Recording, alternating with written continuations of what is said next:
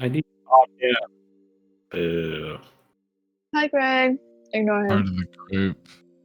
We'll find another D&D group. Oh, there it is. Yeah. Don't give him any ideas. Just move on. Can't you see we don't watch you anymore? We're gonna use Chat GPT from now on. Guys! This is heresy, I tell you. No, it's the future. You're the past, Craig. Kick rocks. Maybe Snapchat will take you. All right. Everyone's good. Everyone's got their new music playing. Mhm. Everyone's got a vibe. Yeah. Heading back into Ravnica, this vast entire city that spans the entirety of the planet. We would zoom in on the 10th district, namely the Gore House, a large black obsidian bladed edged a castle keep located here. And sort of firelit exterior, we would soar through into the almost gothic mall that is the interior with its many stairs, levels, and platforms, going straight to that central ground floor entryway to the big room. We would see now, it would be closer to the performance time, maybe about 10, 15 minutes out at this point.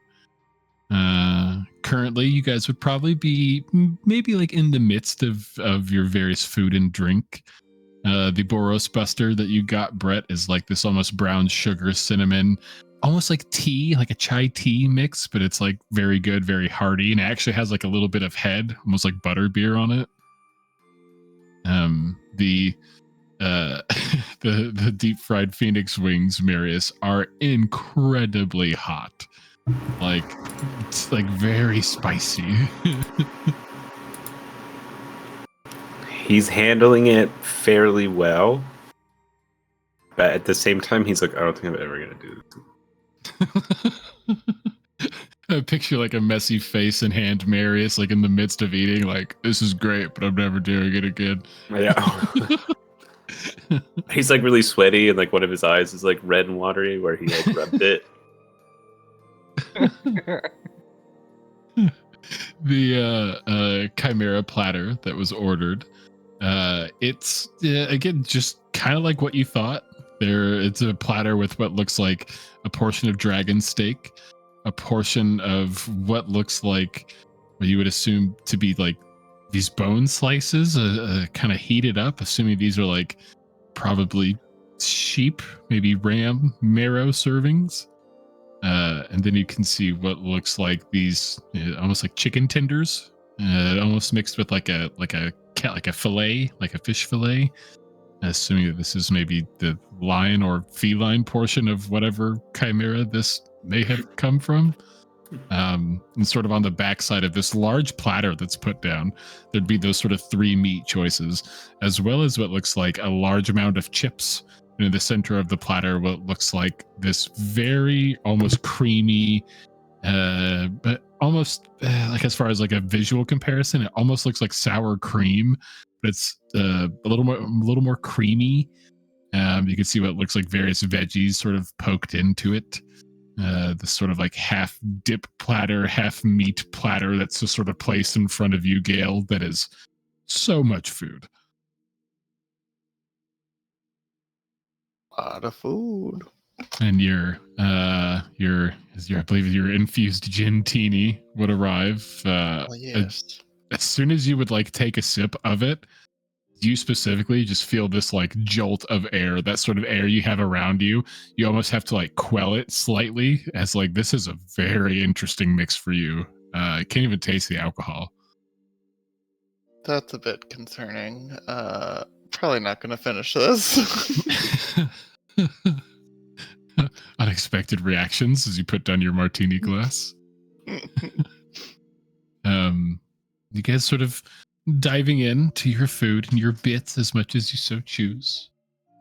You guys would have waters. Any other orders? Just sort of in the meantime, again, current time, you got like 10 or so minutes till performance starts. The place has slowly started to fill up more and more and more over the past like 30, 40-ish minutes you guys have been here. Yeah, let me try your drink. Yeah, sure. Yeah.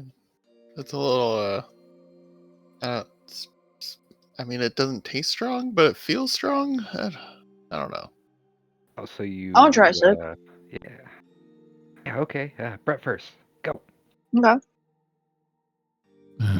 Brett, as soon as you take like a little sip of it, you almost can feel this like warmth that spreads, more so like to your head, and some of those like exposed like tattoo portions you may have currently in your attire, they sort of flare up a little bit. Your hair sort of like begins to grow and ignite as you sort of have to like quell it back down to a normal standard. As, ooh, that's a weird feeling.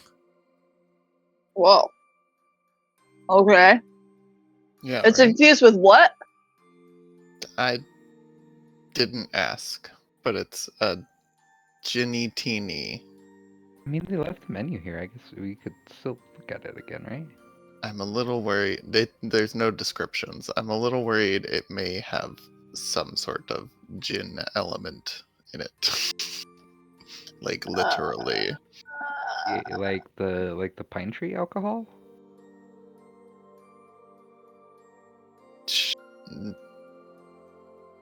More like alcohol made with a being's blood, possibly. That's just my thoughts.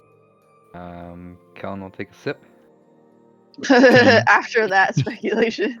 You take a sip, and it is this almost like light blueberry pomegranate martini that goes down incredibly smooth. Super tasty. It kind of sucks it comes in this martini glass because it is super good. No, that tastes great. What did it taste like? It didn't taste like anything for me. I mean, tastes like a like kind of blueberry-ish with like a hint of pomegranate. Down really smooth. Yeah, I couldn't tag. I couldn't really taste anything, but like I don't nothing too crazy. Like I don't know. Marius, you try it. I'm not trying that. They just said it could be I made of definitely don't magic think that blood. there's any blood in there. I didn't taste any blood. Well, why More don't we like just ask blueberries and the pomegranate. waiter? Sure. When they come back. Hey, just try it. When she comes back. I'm not trying. Just try it. I need to keep my wits about me. Just a I'm going sip. to I'm going to now try one of each bit of chimera meat. It's all super good. Trying to be excommunicated. We'll work our way up in exoticism. So we'll start with the ram, and then we'll go to the lion, and then the dragon. You know, they use prestidigitation just to make it taste like chimera. It's actually not real.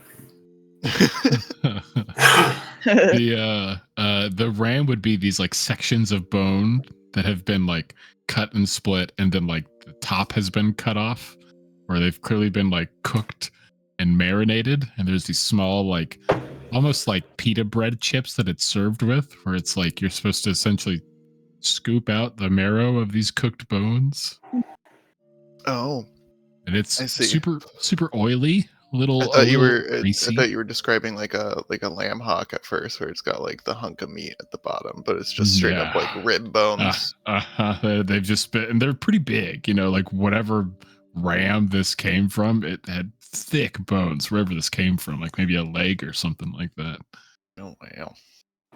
But it's super tasty.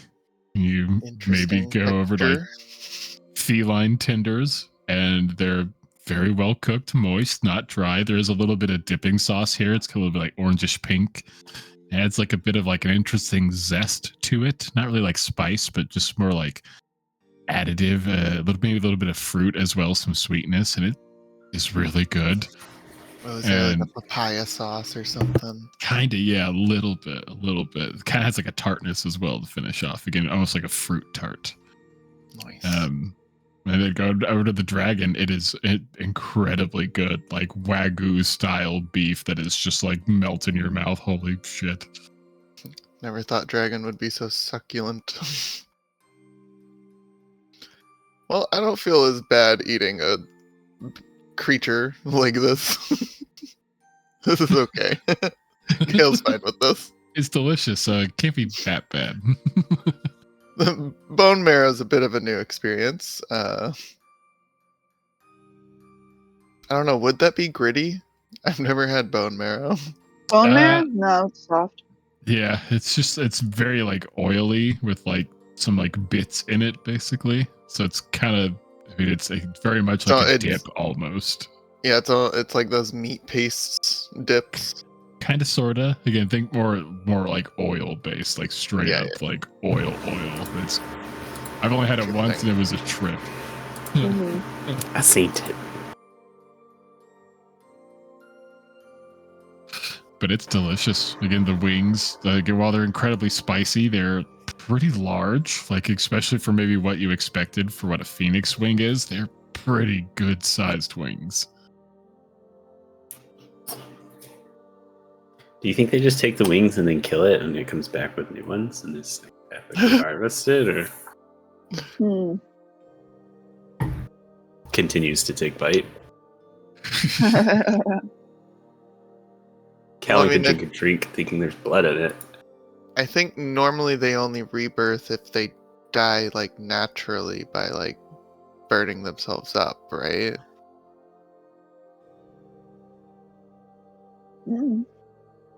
I don't really know that cycle. I don't think we got that far in school. I'll ask the waiter about the drink. And Brenthal would probably show up a minute or so later, probably like taking any like any empty plates or glasses or anything like that. Hey, Brenthal, I got a question for you. Oh yeah, how can I help you? What is the Gentini infused with? Like, the descriptions are lacking, as you know. And we've been debating what we think it is. Like, can you just give us the answer? Oh, funny enough, they're actually tears of an actual gin. They can only be processed every so often, and with some of our connections here at the Gore House, we were able to acquire a fairly large amount of gin tears, in which we decided to infuse with some high-grade alcohol here. Makes for a marvelous martini. Did you enjoy it? Oh, it certainly kicked up some warmth. A very interesting reaction for me, at least. Oh, right. Of course. I mean, I should have explained it. That's on me again. You two, I'm assuming, are elemental kin.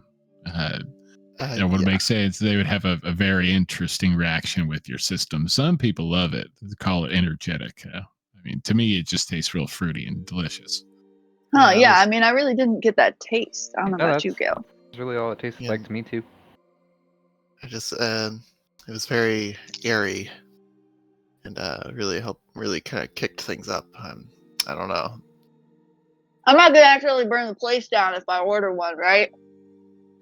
Oh, I mean, I would imagine not. But I mean, if you really like it, Brett, if things do get out of hand, if you prefer, I mean, we could serve it without the gin infused, and we could just do like a regular teeny with some of the replacement flavorings. Gail's just gonna slide the rest of hers over to Brett. Well, I think that answers it then. Thank you, though, Brenthal. Not a problem. I wouldn't mind a picture of that. Do we have another glass? What was it? You got the quench? No, we got the top one. The top one. Boros Buster. Mm-hmm. Boros Buster. Yeah. Give me a glass of that. Oh, coming right I mean, up. we have a... Okay. Yeah, I think we have a picture, right? Mm-hmm. Maybe we drink through the first one. It's fine. Yeah, it's up to you guys. It's up to you. Marius is not even blood. Just try it. It's like Gail's not really trying to get drunk. She just wants to like have a drink in hand to like blend in. Right. Fair. Kellen, harvested gin tears doesn't sound that great either. I mean, it tasted good. It's like it's a bit sounds a bit better now. Still a little like, but how did you get the tears? Psychological torment. Yeah, she doesn't want to think too hard about that now, but she's like, with that she doesn't want to call attention to herself. She's She said Would they you say the purchased tears one. are organic? What's the name of the djinn who cried for this drink? yeah. I wanted tears to him. Is this ducked to table? Dr. Table, yeah. Brett will slowly nurse that drink like, up through the show. I don't know if Marius has decided to have a sip of it at all. Sounds like no. I'll try it. Let's see what happens. Okay. Celine There you gets go. mad at me though. I'm throwing you under the bus. Yeah, I'll take a little sip. Take a little sip, and it's this beautiful, almost light tart, like blueberry pomegranate-esque martini. No bite. Super sweet. Again, a little tart finish on the end as well.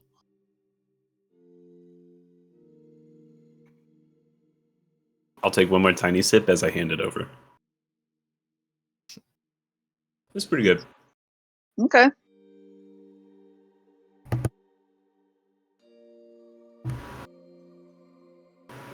And if there's no other food orders or any other bits in particular, next 10, 15 minutes or so would pass on. Midnight. Almost here. Any final acts in this last minute before midnight? The show's performance beginning? Mhm. Dun dun dun. I hate it. Mm-mm. So Maybe Gale stress ate most of the lion and the dragon meat, but hasn't really touched the marrow much. She's like, that was a bit weird.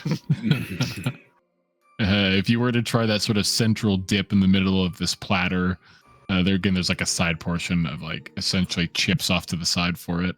It's kind of like oniony, a little garlicky. Maybe Like not quite aioli? the exact texture. Yeah, like kind of like aioli, but a little more creamy, almost like a whipped cream-esque texture to it.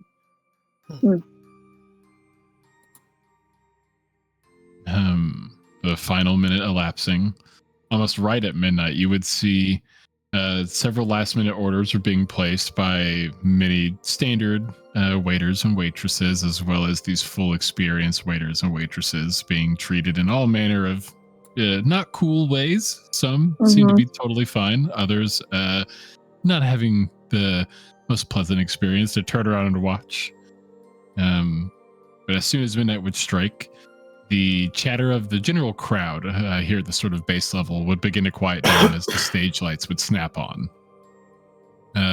In tandem, the dining room lights would dim ever so slightly, drawing everyone's attention, at least in the pit area you all are in, to the main stage itself. The sort of light chatter begins to shift about the space, a little bit of chit chat. Oh, it's starting. It's about time. Been waiting on this one all week. A booming voice sort of cutting through all these murmurs. Ladies and gentlemen, and everything in between, please give a gruesome greeting to our host for tonight's presentation. You know him, you love him, the one, the only Smiley of Shadowburg. The crowd applauding and cheering. You guys probably just chiming in a half second later, just trying to blend in, like, yay. We love that. Some hoots and hollers sort of flying about from the crowd towards the lit up stage.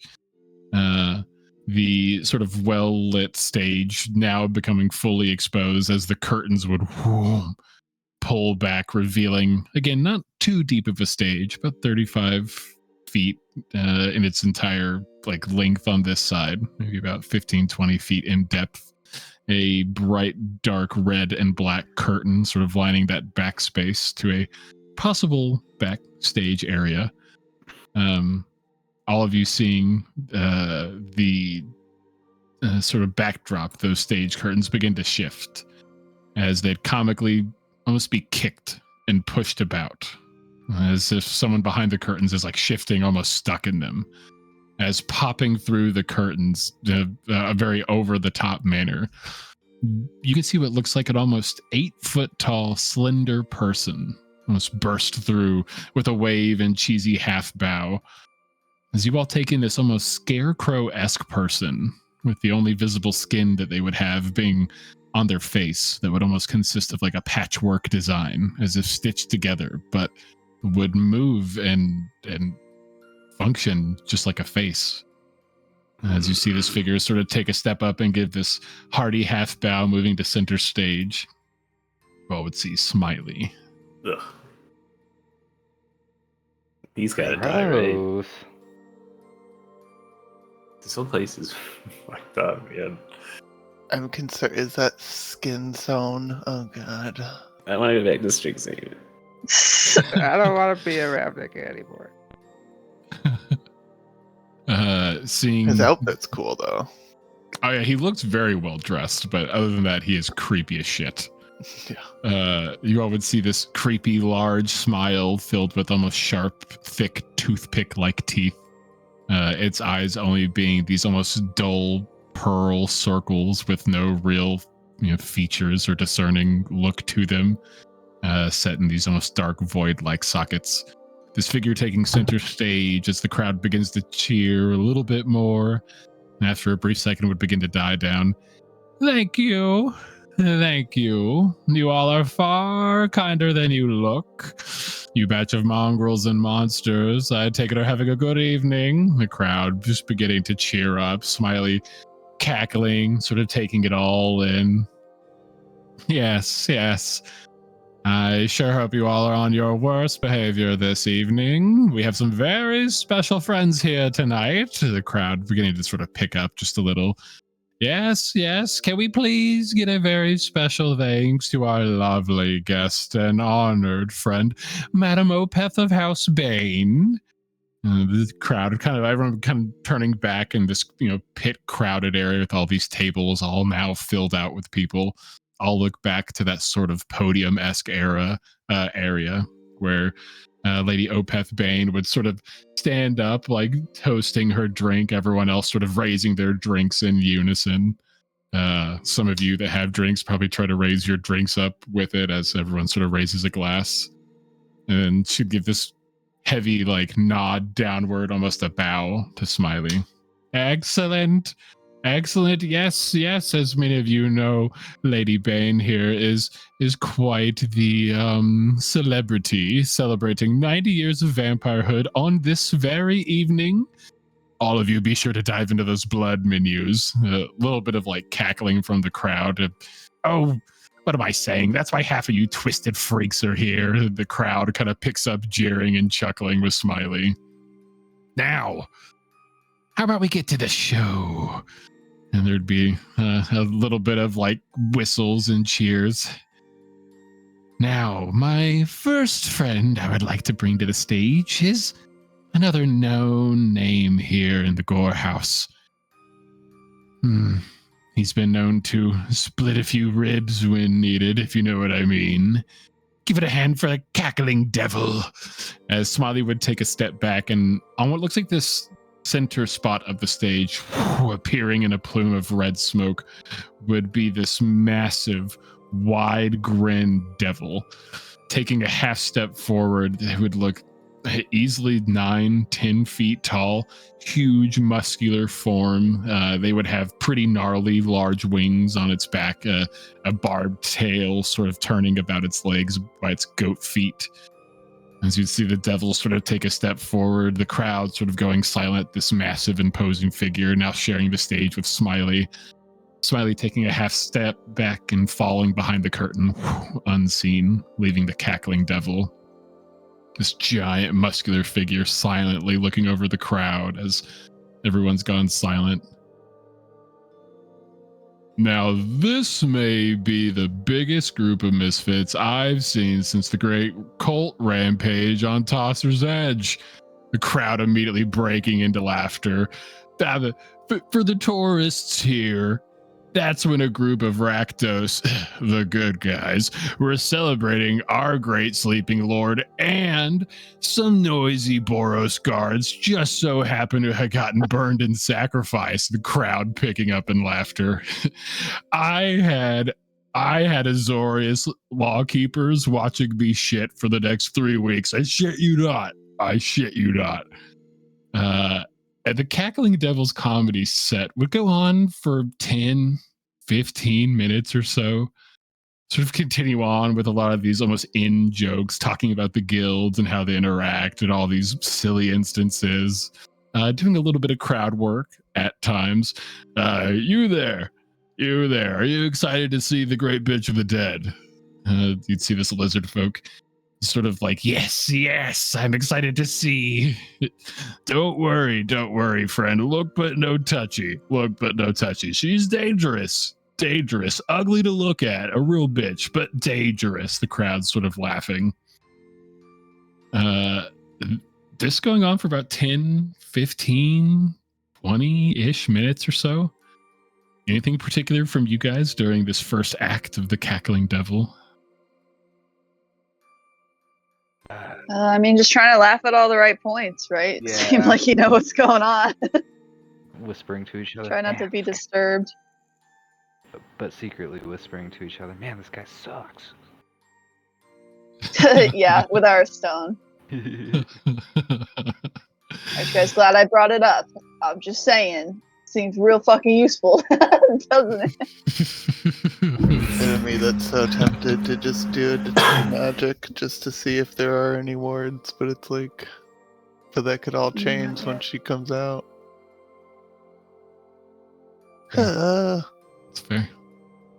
As the Cackling Devil's comedy set comes to an end, the crowd going in an uproar with his final bit, everyone beginning to cheer, a few people standing up, the cat calling, whistling.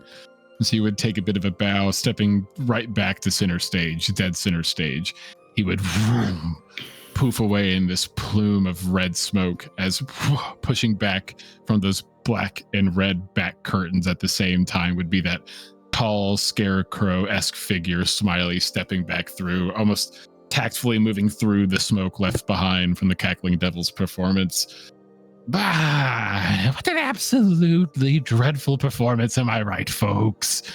Smiley beginning to do a little bit of sort of intermediary sort of show and crowd work, sort of talking up the Cackling Devil a bit before introducing the next act. Now, give it up for one of the scariest visages portraying one of the scariest figures. The Lady of Pain's very own Mistress of Pain, as he would do another one of these dramatic step back as this dark plume of black smoke would fill the center stage. Stepping through would be this, what looks like succubus, though her garb would be very odd, very distinct. She would have this mantle on her shoulder of sharp bladed, almost knives and swords that just protrude out, almost like shoulder guards. She would have this headdress that goes up around her face that would portray several more almost dagger-like blades, almost like a lion's mane that match the mantle. She'd have this dark orange and red robe that she would sort of wear and move about the stage effortlessly. Her face looking almost unmoving, unflinching, like a mask at first, before she would begin to look about the crowd silently as she would appear. And after a brief moment, that silence sort of takes over the space, before you would see her sort of drift back, sort of letting the stage open itself up as she moves towards the back of the stage. That silence began to get cut by songs, music beginning to be played. These dark, black, almost smoky visages of illusions begin to appear center stage.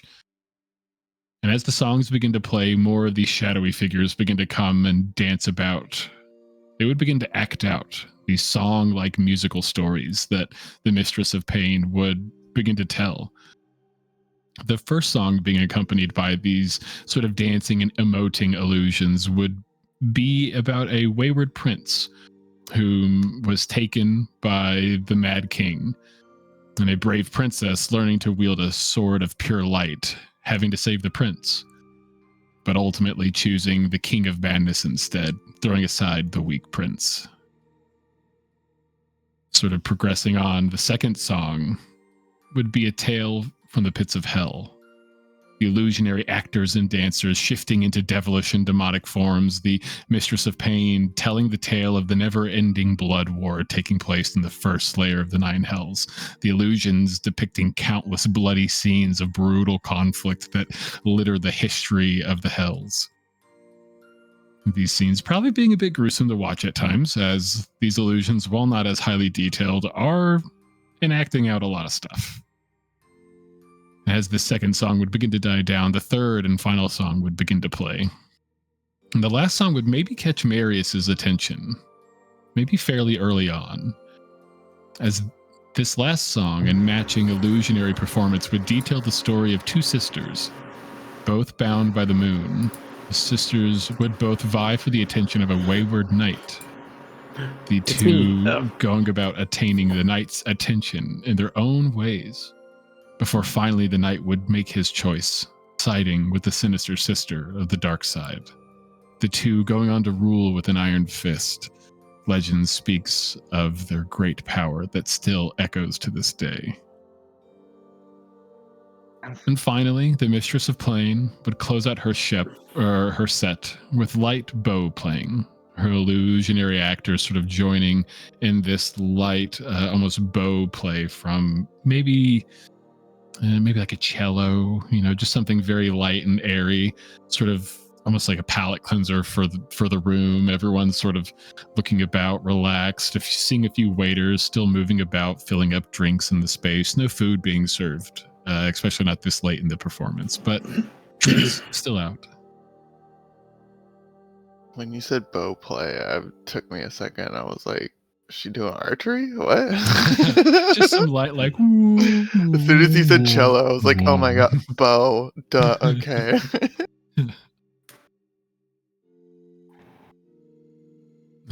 Anything in particular from our folks here?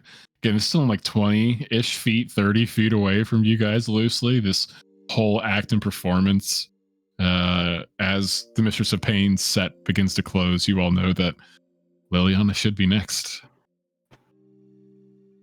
All right. Marius, over the sending stone, do you want to do detect magic, or should I?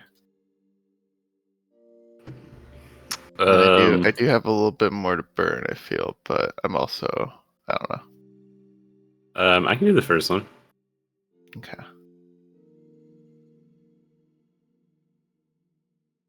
So just get ready to do it as he's introducing her. No one's been like moving up towards the stage and stuff, like was speculated. No, you guys would probably look around the space. It would look like everyone has a fairly decent view of the stage, but you would also pick up that a feature of these tables maybe you didn't know, just since you have no direct need, but there would be these illusionary figures that would sort of appear in the middle of the table. If you were to place your hand at a certain spot underneath the center part, you could activate what is essentially like an illusionary performance of what's happening on stage, happening just right in the center of your table. That's Are cool. the people in the far seats? Or people who have bad vision? Mm-hmm.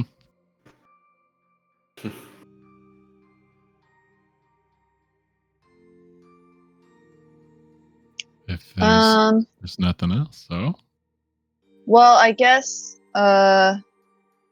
this might be a good opportunity for me to go ahead and do some bardic inspirations. Fair. Oh yeah, I'm kidding. Yeah, how long do those last? 10 Guidance minutes. last. Okay. Guidance is a minute. Yeah, guidance is shorter, but Guidance is concentration. So I'll do detect magic, and then I can give you. yeah. I'll just sort of, Try and find clasp the right each of you moment. on your arms. Elodie and Gale. Be like, you got this. You got this. Kind of like leaning over as if I'm like talking about the show. Deep breath in, deep breath out. Was it now a D8? D8. D8? I think, yeah. Chad, do you wanna open up Aelidy's sheet for me? Do you wanna do like the rolls and stuff for her? Feels anticlimactic for me to do the rolls. Yeah, That's I fair. got it. That's fair. And then, okay. You guys both got bardic inspirations from Brett. Okay. All right. As the very light cello playing accompanied by the swaying illusionary dancers, the last note would be played on a very high end. Ooh. The crowd letting out cheers and claps and applause, hoots, hollers, jeers, applause. Everyone's just going crazy. Everyone loved this performance. And after a very weak bow, is moving directly to that center stage point again. That same poof of black smoke would emerge, consuming the Mistress of Pain, and simultaneously pushing from those back curtains is the scarecrow-esque Smiley, moving through the black smoke back up to the top of the stage. Ah, what a treat. What a treat. My. She is marvelous, isn't she? She is marvelous. I personally could only think of one more woman that could top that spectacle. The crowd sort of beginning to cheer in agreement. You know, I think it's best maybe we bring out a more esteemed host to introduce our final showcase for the night. What do you say, folks? Give it up for our very special host, won't we? And the crowd sort of erupting and cheering as Smiley would move back to those back curtains, pushing past them as he would enter the backstage.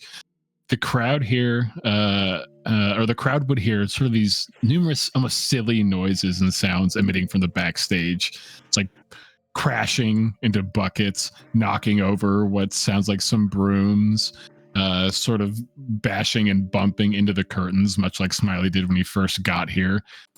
This almost comical like movement taking place backstage. Clearly it's meant to be part of the act as the crowd would begin to laugh and giggle from all the movement coming from the curtains. And moments later, sort of bursting through those curtains would be what would look like a 5 foot tall, very silly looking caricature of a dragon would sort of emerge from the curtains. This figure sort of being the source of all the commotion happening backstage as this 5 foot tall dragon would look very overpronounced, having very odd proportions. Its wings being comically small, its head clearly a little oversized, its tongue sort of flops out the side of its mouth, its snout sort of like running with what looks like snot, and sporting what looks like a pretty good sized beer gut on its kind of meek frame. This creature clearly being meant to be some sort of crude caricature. All of you guys roll me history checks just to see who knows who this could possibly be. That tracks. Sweet Brett with a 4. Why are my history rolls like usually insane? Aelity got a 14. Unless you don't want me to roll for her. No, that's fine. You can roll for her. And she could also give advantage to people if you want as well, if that's easier. Like she could be giving you advantage as well. But for Kellen and Gale, seeing this red and blue, very silly looking dragon sort of come up on the stage and sort of like Humpty Dumpty bump, bump, bump, bump, bump, crowd sort of laughing. Is this the Prismari dragon? Yeah, you guys would all know that this would look to be the living guild pack, Nizmizit. This meant to be some like very, very mean caricature of this, great dragon that is sort of like law here in Ravnica. The crowd, again, still bursting in laughter and jeers, seeing nearly everyone in the place just sort of eating this up. The goofy dragon sort of speaking, hello there, everybody. It's me, the old Nivy. And everyone just sort of cheers and laughs. I'm here today to introduce a real bitchy witchy to you nice folks. Crowd sort of continuing its noisy reactions as they whistle and applaud. I don't like this juxtaposition. Nearly 11 years ago today, our final act of aiding in the siege of here. She's a real bitch. She tried to siege our way of life. The crowd continuing. Liliana Vess is a war criminal to the highest degree.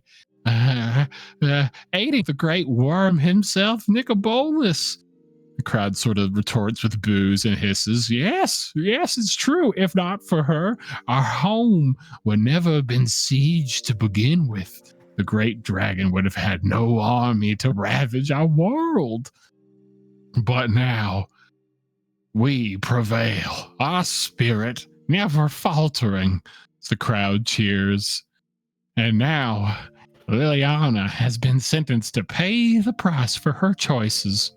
The crowd's sort of agreeing with more cheers. She must pay the price for the life that she took. Now, taking the sight of the greatest necromancer to ever walk the plains.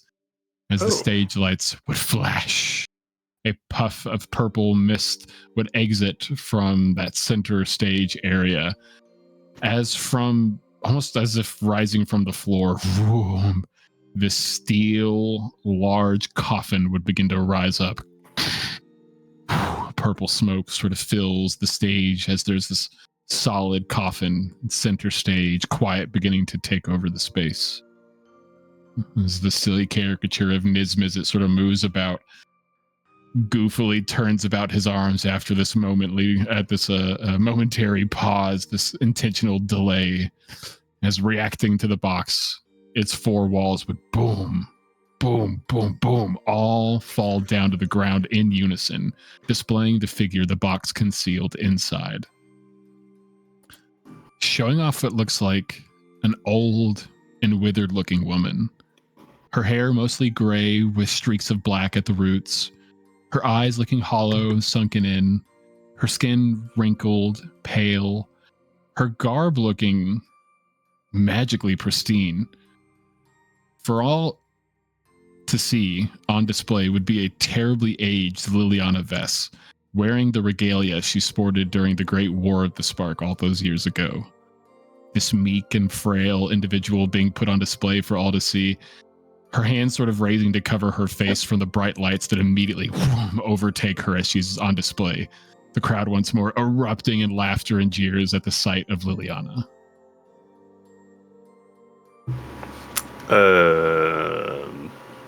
Oof. Oh God. Happened to Captain. That's a cool headpiece, though. Stress. All subtle spell and do you detect magic? Hell yeah. Take off that sorcery point and cast that spell for me. He's got 30 feet, right? So you can see a good distance. Yeah, at least the... Wait, did I do that right? Yeah. At 30 feet. To give you guys a better sense, let's go ahead and move our map. Just to give you guys a better vibe on what the haps is, what the layout is of this spot. Mm. Oh God, oh God, oh God. Oh God. We're here, it's happening. And Marius, as you subtly cast Detect Magic, sort of lights up that slight magic wave over your eyes as you begin to take in the actual weave and arcane itself. There'd be several different people, little areas around you that give off magic, the walls and floor being as such, all the lights. Looking over towards the stage, the figure that is Niv Mizzet, as you sort of glance by, there is a strong illusion magic coming from them. Looking over at Liliana, you could see that around her neck, there would be a profound magical aura coming from this almost like tight choker.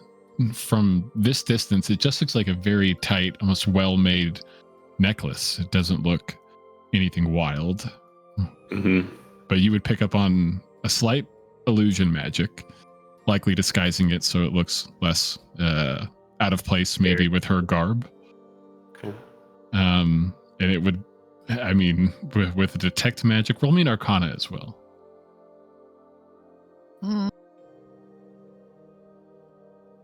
Can it? It's for some You got flavor. this. Oof. So it does give off Hey. strong evocation, a little bit of divination magic. And with an 8 Arcana, you would know that this is a very powerful anti-magic color. Damn. Okay. Cause she But- a powerful bitch. Liliana herself, like as you sort of take it in with detect magic, her form, there would be a slight magic, almost like a slight aura emanating from deep within inside her chest. It's almost like it's glowing from inside her chest. But she does not have a like magic aura like you've seen everyone else around you. Yeah, almost everyone else here has a magic aura. Hers is like inside her chest, this very faint, almost light pink glow. Okay. So I'll do the detect magic. Once I get that, I'll just message Gale to be like, it's super powerful. But I don't see any wards. And then I'll subtle spell guidance. Aelidy's going first, so That was Ailey. Then yeah. So I'll tell that to Ailey, and then I'll do guidance. I mean you can just say that to the group. Subtle spell. Yeah, I'll still say it to the group. I was just guidance work. Oh well. I think so, yeah. Be fine. So we'll do He's gonna reach guidance. over and touch her. That'll drop the detect magic, and then I guess we'll wait. She does have dispel magic. She should have dispel magic. Yeah, I just had to find it. Oh, it's level 4. No wonder that was confusing me. I forget she's higher up. Okay. So I'll do detect dispel magic on the collar at level 4 spell slot. Level 4. And- Doing that and- subtly, I assume. Yes. Sorry, that Take was the off- plan. Thank take you. off that Got the point sorcerer for me. point. Yeah, so I think she only has 2, so it's not Yeah. too bad. For like a split second, because you're saying it, Chad, I got like really confused. I was like, wait, when did Marius learn this? Hold on. Well, it's also confusing because we're both warlocks. It doesn't help anything.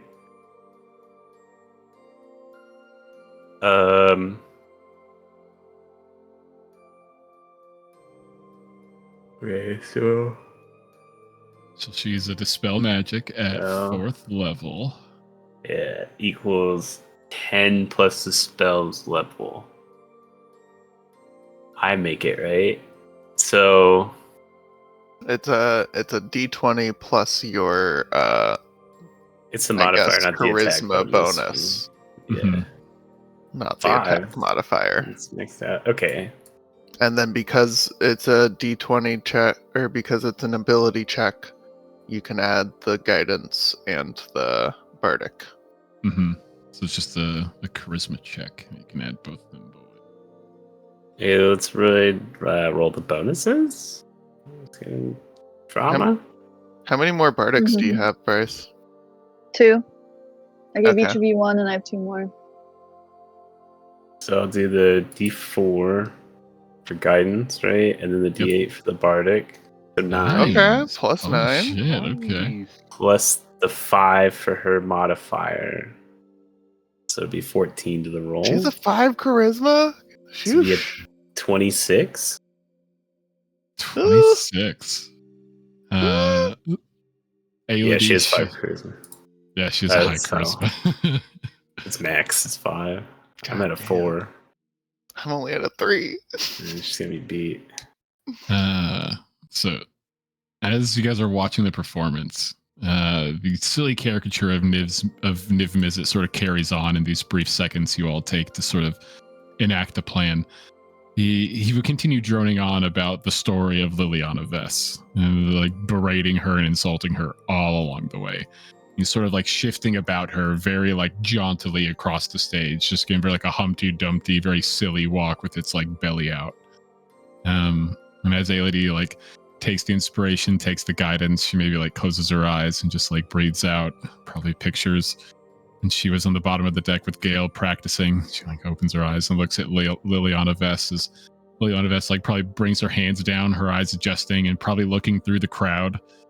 You can all see just because of the lights, it's probably hard for her to make out where you guys even are. But you all would notice, all of you looking, maybe some of you looking at Aelity and looking at Liliana, is both of her fists, as soon as she's like adjusted to the light, both of her fists are just clenched by her side. She's ready. And as Aelity subtly casts her dispel magic, there'd be this brief moment where it's almost like, fuck, did that work? And then the collar, that necklace that sort of binds her, the illusion magic would dissolve on it. You would all see this thick, heavy metal collar that would cover most of Liliana's neck before it would crack and split as it would open up. Fuck! As soon as the collar like disconnects, there is this immediate pulse of energy as Liliana Vess planeswalks like a soda bottle that's just been shaken up beyond belief and opened at the top. She lets out a huge burst of arcana. I need all of you to make dexterity saving throws for me. I like to think Gale was like trying to play coy, so she was like mid-drink, during this. I see. Now I feel pressured because everybody else did good. Yeah, that checks. A 5. Yeah, I fucking knew it. You're busy. You're concentrating. Okay, Aelity got the 17. Marius got the 4. My body. So as soon as the collar is disconnected, before it hits the floor, Liliana teleports. This massive planeswalk expelling of magic bursts from her. The Niv Mizzet caricature immediately is split into pieces as they splatter the entire crowd. Gale and Marius get covered in bits and matter left over, seeing that they've been immediately destroyed. There's been a slight impact on the actual stage itself. Wood and debris, a few of the sconces would fly out into the crowd, probably begin to pepper and hit through. Gale's gonna roll with it and just let out like the most blood curdling scream she can. Be like, oh God! And as soon as you scream, everyone else in the place begins to stand up and freak out as it becomes a mad dash of people pushing past, trying to leave. She's free. She's gone. Where is she gone? I don't know. Please come. There's everyone just beginning to spread out and try to surge past and around you guys trying to exit. What are the 5 of you doing in this terrifying moment? If Liliana's yeah, I assume we run start with the crowd and we start heading towards the ship. Run with the crowd and freak out. I'm not as grossed out by the guts as I thought I'd be. So yeah, I'm just gonna follow the crowd out. I am gonna, as I get up, start like prestidigitation as we run. I'm gonna leave some of it on like, so I blend in. Yeah, not too much, but like off my face, Like a dog hiding its scent. Keep it in. As the massive crowd of people begins to try to file out, several people sort of pushing past each other. Once you get up to that dance floor area, it's a little bit easier, but still there's a gnarly congestion as it just bottlenoses. Some of the actual physical waiters and waitresses are trying to guide people, while some of them are just like, fuck it, let me out of here, as they're just trying to join the crowd to push through these doorways to get out. All of you give me Constitution saving throws real quick. Nothing too terribly high, but going through the bottlenecks to get out of this place is not fun. Oh no, Brett! Oh, Brett! No, our boy. God, I click back in. So that was Aelity. And con save for escaping. 13 for Maria. Nice. As you all are being pushed through the double doors up to the north, those sort of wrought iron doors, they're now just forced open as the crowd is attempting to funnel through, heading to those illusionary doors, that entrance you guys sort of poofed into. Brett, it is hard to breathe as you're just like kind of, okay, all right. As it's like you're beginning to get separated from your friends, seeing them kind of get pulled ahead in the current while you're almost like pushed back just from like maybe a very heavy set orc trying to get through the door in front of you. So you're sort of like alone as the crowd is just funneling its way out. Oh no! Is there? I'm not leaving Brett behind. Is there enough room in here for me to fly? It's what Brett would want.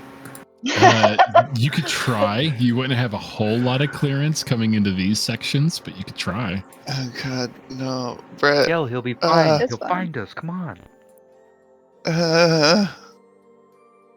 Okay. Your friend's taking your hands, sort of pulling you on with the crowd as it's just pushing you guys along. Brett, you probably Brett, can like no. make out the top heads of your friends as they're getting pushed through some of these doorways ahead of you. As we're moving along, I'm just going to what is it I want to do? I want to send a message to Brett to look for my mage hand, and then can I cast mage hand above us that's like pointing the direction we're going for him? Yeah. And I'll just see if he can see it. Follow the hand, Brett. And I'll try and help with that mage hand as well. Once I see that. Just try and then not to draw too much attention to us. oh, it's a random mage hand above us. Who's gonna know it's us? Also, like, Act I like assume we're kind of just sardines. pointing towards the exit, really. So.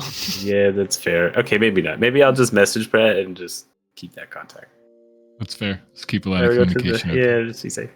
And then can I try to make a perception to see if I see any of those weirdos that were clocking us earlier as we're pushing through the. Yeah, give me a Ooh. perception check. 24.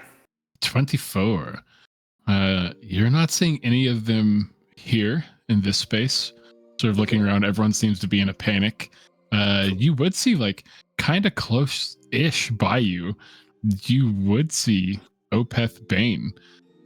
Not with her gaggle at all, but just like in the crowd, sort of like trying to push people out of her way. Move! Get out of my way! You know who I am. That's my foot. Don't step on my foot. Those are new shoes. Oh. No, we're leaving. I don't care. Don't. She get Get involved. Don't get involved. Should be a powerful friend. Yeah, As far as the we- messages and the concerns, Brett would just tell you guys to keep moving. He'll catch up. Okay. Stay safe, Brett. Do not follow strangers again like last time. It's true. We have these stones, so we're not going to lose touch. Mhm. I also have Brett in my book, so I can do sending to him. Just don't get got. I can't do any more jailbreaks. I'd like to leave. As you guys are sort of being pushed through these crowds, Brett sort of being brought on your own as that large orc in front of you gets through the door and begins heading forward. You and the rest of the sort of stuck group begin to follow through. Pushing through, you can sort of make out the mage hand. As soon as they go through that sort of illusionary door, it's like, whew, it's gone. Just watching this funnel of people press through the illusion. As soon as you go through, Brett, you would see you're in another hallway, kind of small, stone, very similar to the other one, though this one is clearly a different space. It's like an exit, as there's no little kiosk here. It's just, whoa. Oh, we walked through a wall and now we're in a hallway that just goes this way. But the funnel of people still pressing through this tight space. All of you give me one more round of let's do dexterity saving throws this time. See how you're doing with keeping together. My con's so much better. 18 for Aelity. Nice. And for Marius. Oh, 1. Oh no. I like look around to see somebody just eat shit. Come on, Gil, keep I bit my tongue when I fell. And so my shoe. the 2 was Marius, the 18 was Aelity. Correct, yeah. Okay, just making sure. Gale, you're starting to like fall behind. Aelity and Kellen probably trying to take the lead. They see you probably drifting and grab you real quick, but as they're sort of focusing on you, Marius is sort of overtaken in this narrow hallway, being split up from you guys, as there's like a force of what looks like Rakdos ruffians just like trying to push their way by one of the sides forcibly, causing Marius to kind of get hung up where he is. Fuck. Come on. And as you 3 are being pushed forward, Marius, you're kind of stuck in place as like next to you is just like a funnel of people going. And after what feels like forever, you finally begin to move and you sort of bump into this figure in front of you, the figure turning around. And Brett, you're looking right at Marius, who just like bumped into like behind you. And it's just like the 2 of you as this crowd is pushing you 2 along and your friend's nowhere in sight. Whoa, hey, come on. Oh, hey, buddy. Maybe we'll like link arms to like just shove our Yeah. way through. That's exactly what I imagined. Gail Us together doesn't- again in a hallway. In the hallway. Gail doesn't feel safe, so she's gonna Link in arms. subtle mage armor herself just in case. Fair. So I'll take those points off. You shock and grasp and just poke everybody who gets too close. Honestly, yeah, I'm about to start doing that. Like, people don't get Zap, the fuck off. zap.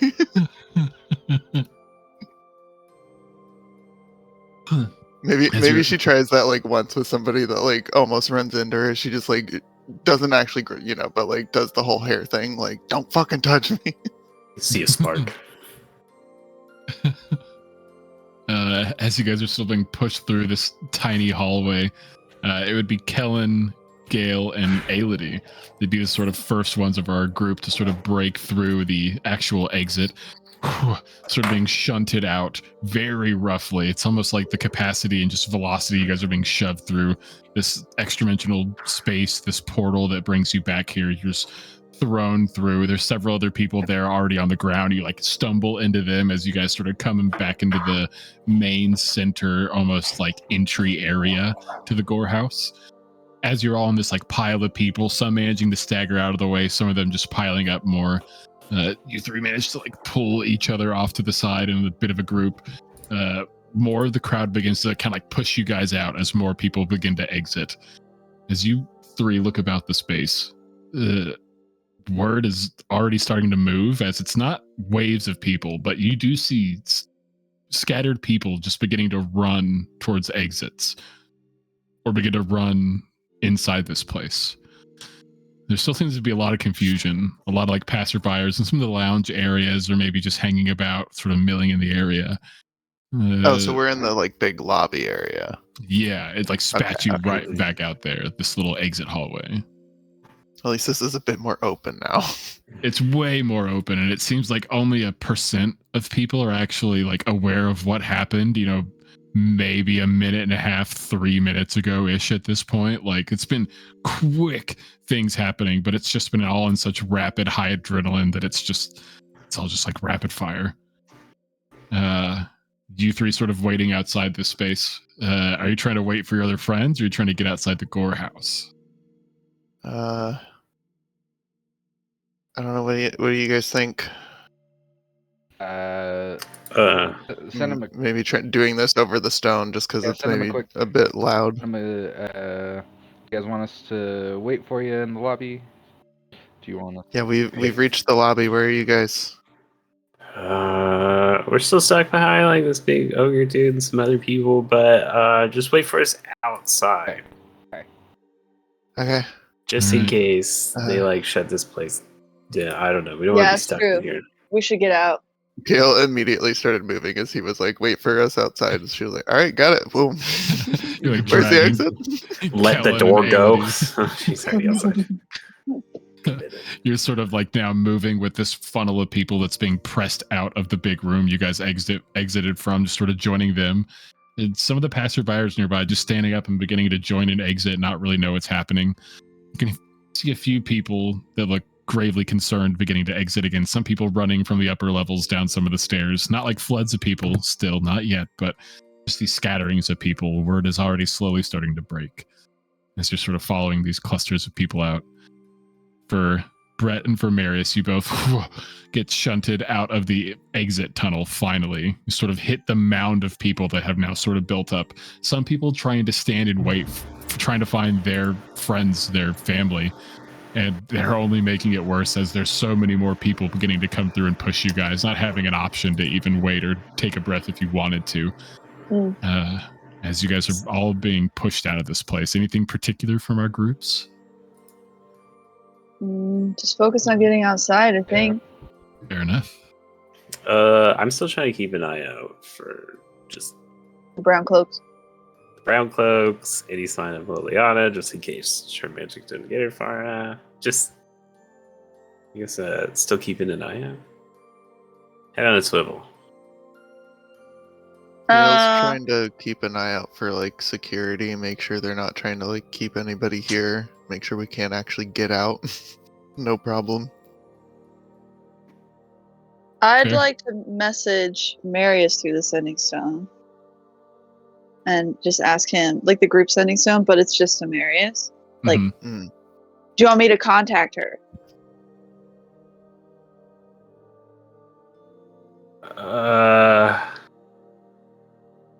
When we have to stop though, right? Isn't that like a whole thing? I think it's an action, right? Isn't it? For sending, I don't think so. As long as you sort of like have it in your general hand, you can kind of get your hand on it. You can use your sending. And you can speak it telepathically. I don't think it says anything explicitly about speaking out loud either. Okay, then I would say yes, and then maybe like arms still linked, I'll kind of take the lead, so that way Brett can focus on his spell while I kind of navigate a way through it. I like it. But yeah, just make sure she got out. Yeah, he's just gonna say, "Did you get out all right? Do you need anything?" Perfect. Uh, Oh, and did you get out? Do you need anything? We have an amulet of non-detection. I think we told her that we have that for her. Oh, sorry. Right? Okay, then yeah, just Yeah. make sure she got out. there would be a little bit of a delay before a very weak voice would come back to your mind. Yes, I just need to rest. I just need sleep.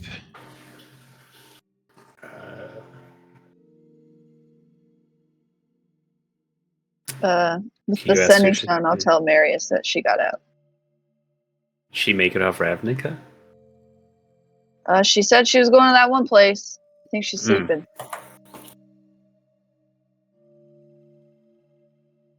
Okay. If she's good, then I'll kind of just still like barrel forward. But As you're sort of barreling forward, yeah. you would sort of like press through some of the crowd here, trying to find your way through. As you two begin to make your way out of the entrance, your friends assuming somewhere up ahead, the moment you sort of hit that gap, you hit that exit, and you're out in the open night air with the fellow crowd still beginning to exit in a swarm. Off in the distance, you can hear a bell. Tong, tong, tong. Mm. It's just far off in the distance. And as you two enter out the space, going off your previous perception, you can see far off to the right-hand side, almost nearby an alleyway, you can see your three friends. And looking around the space, you don't see any of those hooded figures. Everyone seems to be in a bit of a panic, at least everyone seems to be. Those that may know or those that are just joining in on the distress.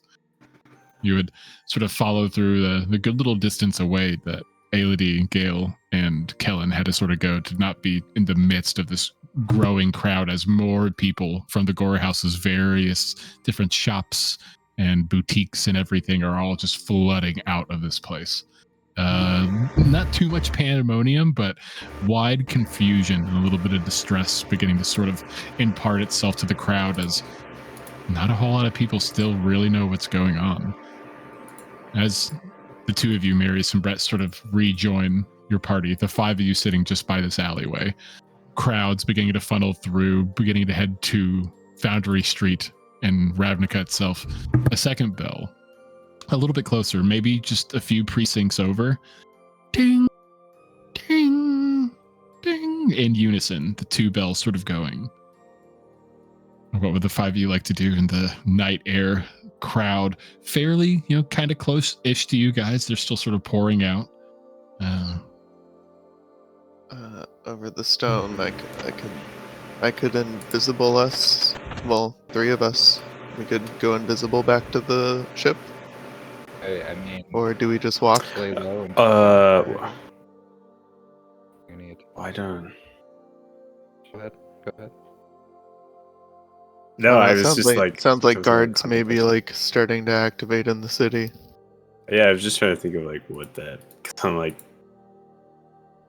a general alarm. Do they start locking down sectors and we can't get out of here? It'd probably be a good idea to finish cleaning up the gunk off of us, though. Oh yeah, as that's Gale true. starts prestidigitating away. So we're finally all together in like the alley. You said. Yeah, you guys are just like sort of off to the side, kind of at the mouth of the alley, basically, just enough away from the crowd to where you guys were able to basically find each other, a good little bit outside the gore house. Okay. So yeah, I would suggest that we just like cloak up and just kind of like hustle with the same pace as the crowd to the main road, and then just kind of like take it a little more easy as we go back to the ship. Sounds good.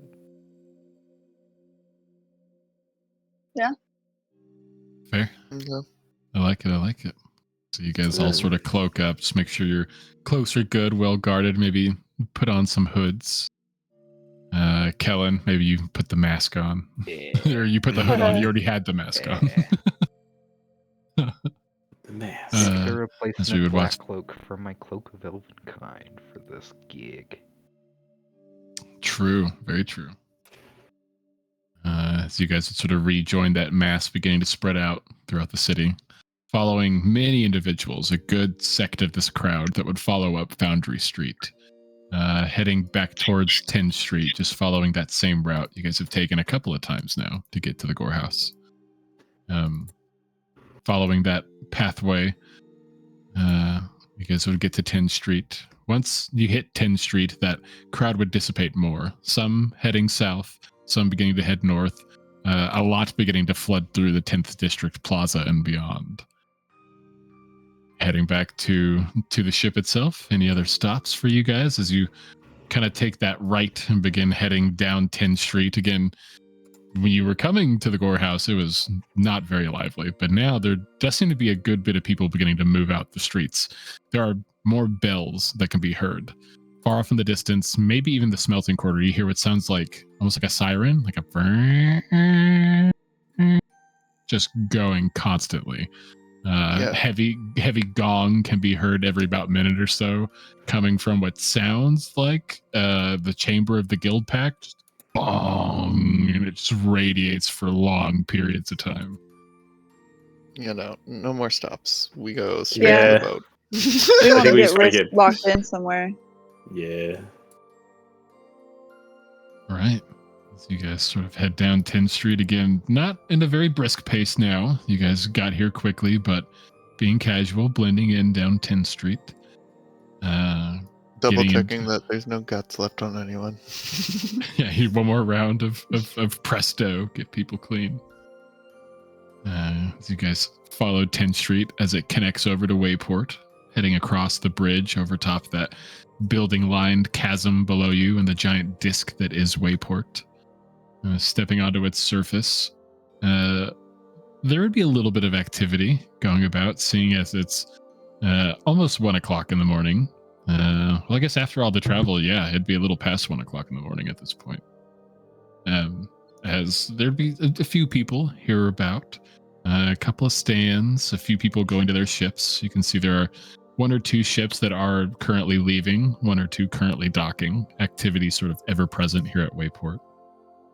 Making your way across the port. you guys would head back to the Gilded Leaf, probably stepping back up on that top deck after a night's travel. All of you maybe looking amongst yourself. Maybe there's this momentary pause as no one's up on top deck, thankfully. It's just you five that have sort of come back to the ship.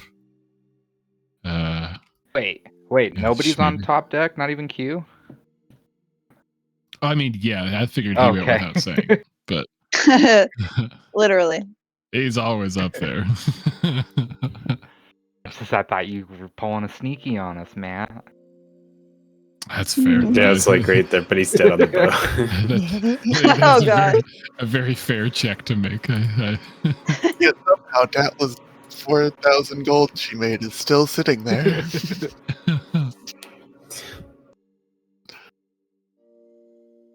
Dad went crazy. Q's just like mushering up everybody's body.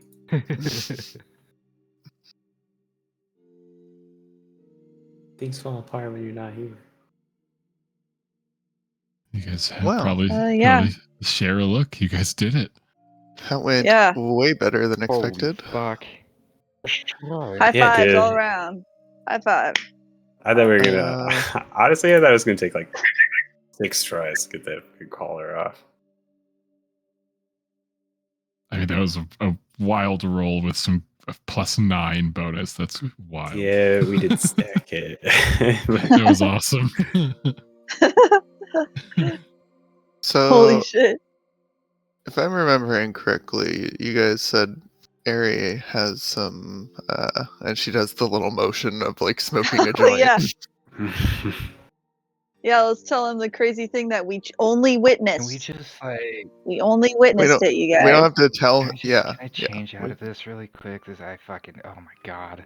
I'm so glad this is over. And he swallows the pill really quick and he slips on his other clothes. Oh right, yeah. You had your whole skin color change. Oh His red complexion shifts back to that sort of lighter blue.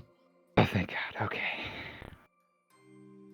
I'm just gonna tug on my earring, and because I know which room Ari's in, just shoot him a little message. Hey, you up? Oh, yeah, y'all back. I'm coming. Probably like 5 minutes later, Ari comes up to the top deck. Hey, you're blue again. That's pretty cool, man. Yeah, I mean, Yes. I figured we're getting ready to ship out of here, so no real reason to need to blend in anymore. Yeah, I totally get that. That's right. I get that. You guys still wanting to partake a little bit? You got a little smoke? Yeah. Please. Yes, sir. We got some shit to tell Oh you. boy. And then Gail's just gonna take a step over the edge of the boat, just like we're Yeah, heading down exactly. there. Ari would sort of step over that ledge and follow you guys to the underside. He would pull out not like a joint, but like a cigar that he sort of rolled for all of you guys. Yeah, no big deal. Yeah, just something we used to do back home for, smoke sesh. Here, who's lighting this puppy? I think the fire guy should do it, but that's just me. Yeah. It's a stereotype, man. He says as he grabs it. Lights Marius. instinctively. Marius, give me that flask. What? Okay. Indeed. Mama needs it. You guys have like a Oh, cool yeah. show. You guys do like some cool stuff, like fun times. I mean, the first 2 acts were, went as planned. Third act got interesting.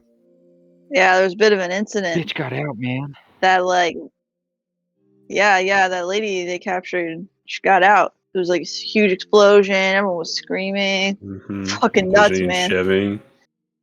Food is pretty good. Whoa, that's As Gail's kinda taking a long drag from the flask before handing it off. fucking crazy. Holy shit! That just like happened.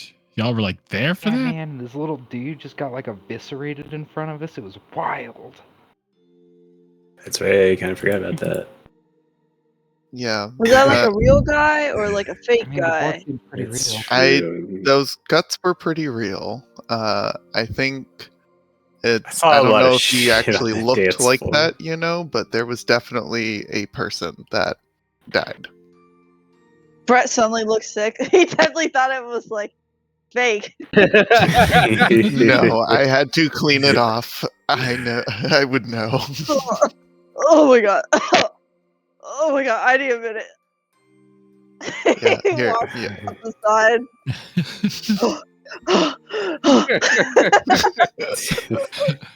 Like Arya's like dumbfounded as he takes the big cigar, just like holy hells, that's insane. You guys just like ran the fuck out there. I guess a bunch of people. Is that what those bells Yeah, are? man. I'm Yeah. not sure. Probably most Probably. likely. I mean, it happened as soon as we were like leaving, so I don't see what we could else it only could be. Yeah. Holy shit! Who's this bitch lady? Well, she's not. I'm not sure actually. I don't know. It's just some It was person. all so much A at this person who they point. said I committed a war remember. crime and was part of the siege of the city and Allegedly. stuff. I mean, it's all just who even knows? Alleged. I don't know. I mean, she looked pretty Like old. super old, dude. Holy Hoping crap. that if they ever see her again, she'll be back. She'll find a way to look young again, so then he doesn't connect the dots if he ever meets her. She'll consume some souls right back to normal. Yeah, I don't know how that works. Well, That's crazy, you guys. Holy shit! Y'all came right here. That's wild. Yeah, man, we didn't want to get caught up. I in mean, all the- what if she yeah. what if somebody else is like just blasting people over there, man? You know? I'm sure Oh, they're God, afraid don't that's face what it like she's that. doing. Probably afraid she's blasting up people. Exactly. little Like, what if bitch. she is? Here, I guess she already did it Right. once. hand that over, Ari. Give me that. There you go. Yep. Sorry, I was hogging.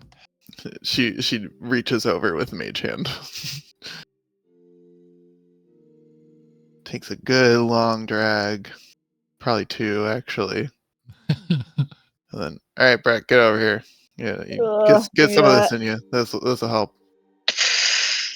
Oh god, okay. Okay. Do you need some water?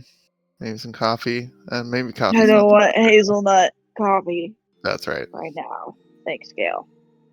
I can make decaf. Just sits down, takes another drag, passes it over.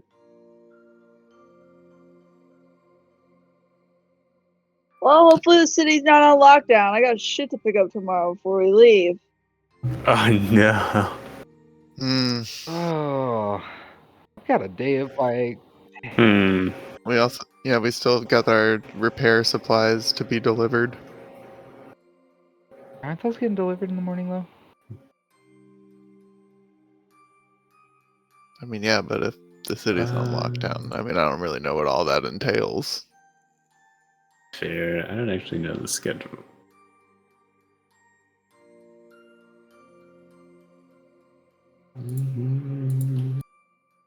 The Chimera platter was great, by the way.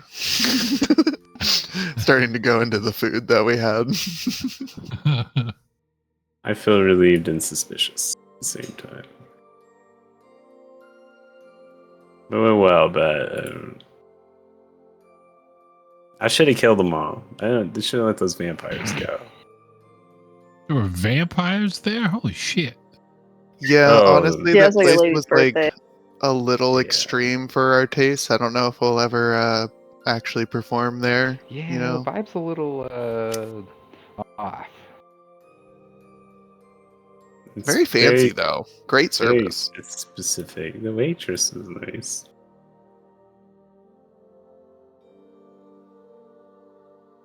Wow. That's wild. I mean, I should have come. Apparently, that's a show to remember. I mean, people will probably talk about that for a while around here. Was for sure. That's fair. It was quite the night. The night.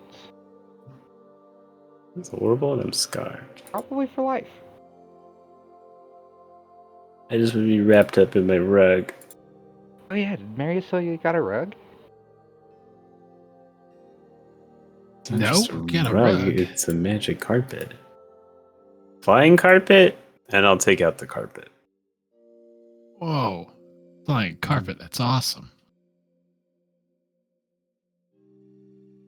But you can like stand on it if you want.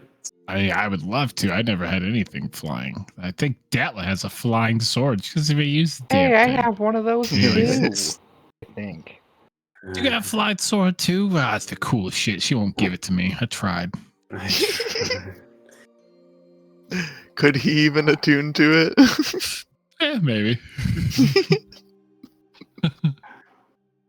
I wanna I don't know. see- I don't know if you need to have magical abilities or not. I want to see Chance's temperamental sword. I want to see my temperamental sword too. Wait.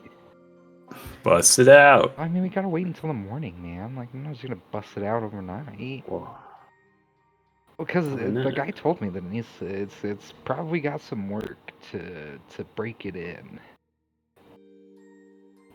Better start Yeah, early. we'll start early in the morning.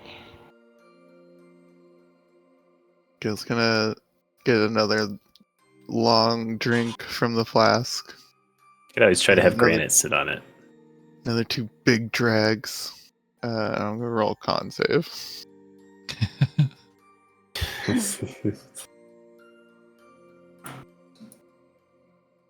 Time and Okay. place. Okay, 11.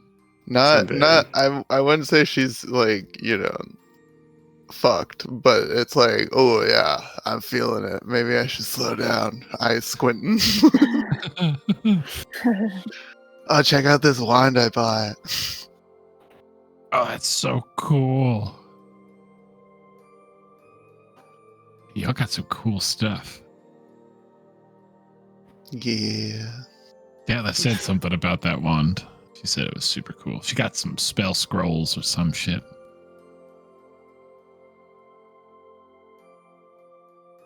With our money. What kind of spell scrolls?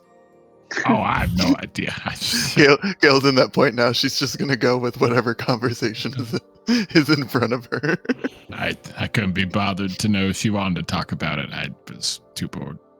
Not a big magic-y, talky guy. I like to show my magic. Yeah. So, what's I can respect that. the game plan for like? No, we're kind of wrapping up tomorrow and stuff. Like, are we heading out pretty early or? No, I don't think we're leaving until like tomorrow night. Yeah, I think we have like a Better full not. day tomorrow. My shit's not ready till the afternoon. I already put all my money down. We could Just because you're bad with your money doesn't mean we have to stay. swing by in the morning while we wait for the delivery. I'll go with But I you. think he said that it's not going to be done until the And afternoon, Gail. we'll see if we can see if we can get rushed. Be like, hey, we need it. We're leaving. Oh, to come from money. Come from. Hey, I earned this money that I have right now. Okay. Suddenly remembering, it's not on me. I don't think you did. Oh. I mean, most of that was just because we went to go get Horse a body anyway. Happenstance. Oh, that Vors guy. He's getting good at this little loop yeah. thing that he plays. It's Even- he's very good. I mean, he still fucks up, Yeah, but I mean, he's he not hasn't had a bad. body for like thousands of years, or well, like 1,200 years or something like that. Hey, that's what I'm Crazy. saying. I thought he was like a million I years think it was old. like 1,250. Yeah. Believe he said like 1250. He called me a planes talker. Something like that. Fucker. Caller. Planeswalker. Planes Caller. dollars. You have like a Mhm. magical phone line that you Planeswalker? call him on, like a sending stone.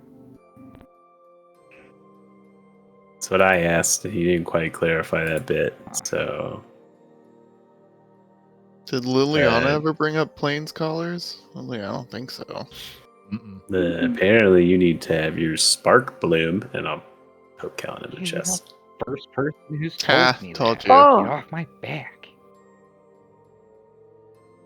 Yeah, I was talking to Quint, and he said that like when it comes to teleportation stuff, that you should meditate and visualize. Yeah, Marius and I have tried that a few times, and not a whole lot comes from it.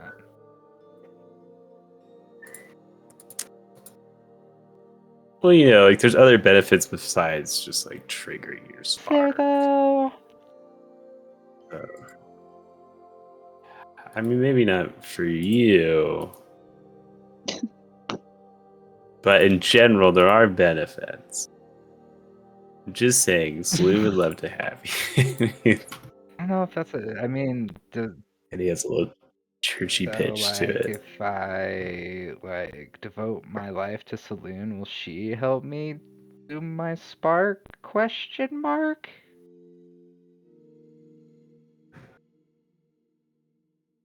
I think she would help as much as Can you, like, she's phone able. a friend? Like, can you like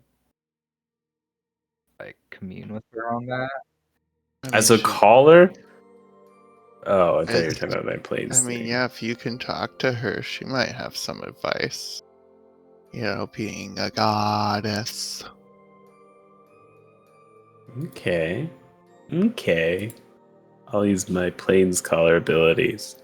He's a little not so, but he's gonna try it anyway. He's gonna think real hard I and love try it. to reach out. But really, it just looks like he's closing his eyes really hard. Roll me a religion check with advantage, my good sir.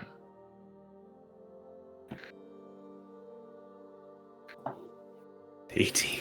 An 18.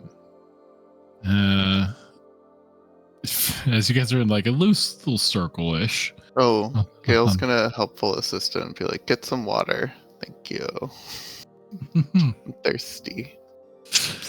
Helpful assistant coming back with a small thing of water. You guys are in a loose circle on the bottom side of the ship here. This big cigar you guys have been smoking on is maybe half gone, still just passing it around. You guys just start skipping Marius as he just sort of like closes his eyes and zoned out. All of you guys maybe just watching curiously as you're all just taking big puffs and try not to cough too loud. And Marius, as you sort of breathe in and out, in and out. What thoughts are going through your mind at this moment as the sort of general sounds around you kind of begin to fade, kind of get a little like aesthetic to it? I guess he's like focusing on like the planes caller thing and the spark thing, and then like Kellen being like, "Will she help me?" So it's kind of like, what is this? How do we focus on it? But he's also kind of saying in his mind as if he's like, well, this should work. Just curious about my planes caller thing. Kellen has a spark. And then he'll just kind of like go a little bit deeper in his mind to like mellow out a little bit more. Hey, yo, what does all this mean?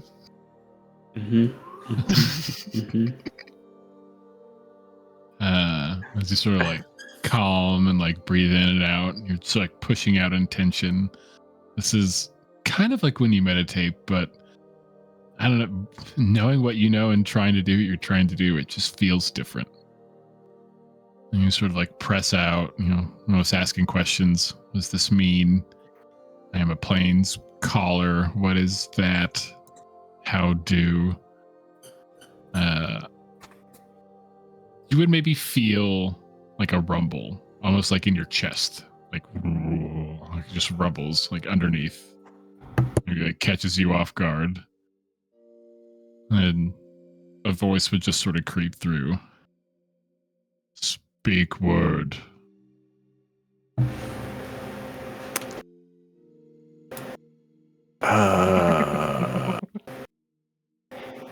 Help? I'm sorry, did I call the wrong number? I don't know the password. Balance is achieved. No help needed. Information? Operator? Well, it said word. Can I don't speak know. to a person? Trying to like, I don't want to say too many things, and it's like no, and then it's just bye. And I go, fuck. I am Ravnica. Oh You fuck. beseech me, plain caller. Oh my. I no need help. Balance has been achieved. What do you mean? Keith? What? What does that mean? Hang up. Hang up. Hey, I don't know what's wrong with You're you. quiet. Hang up. Sorry, wrong number. What can you tell me about planeswalkers? No, not planes. I am Ravnica. Okay, I'm gonna try and disconnect. Give We've me a gone too far. Constitution saving Oh throw. God. Oh god. No. Maybe it's good. I can tell you. Okay. 21. As you're in this, I think, again, it's this strange place. Your form is incorporeal. You're not even worried about that. You're just like a entity of emotion and intention. And you would hear another voice, almost from behind you, almost causing you to turn around. Your perspective shifting as the voice calls out, and you turn to look at it. The surroundings sort of shifting from what was almost like a blotchy, almost gray with greens and blues mixed in. Now sort of shifts to a very pale, almost light blue aesthetic to the entirety of the surroundings. This almost vast, empty space, but yet feels warm and greeting all the same. And the voice calling out, "You've found the path, one step at a time, guiding the others, one step at a time." Does it sound like Saloon? It does sound like Saloon. No form, no figure like the last time you had seen them, just this space.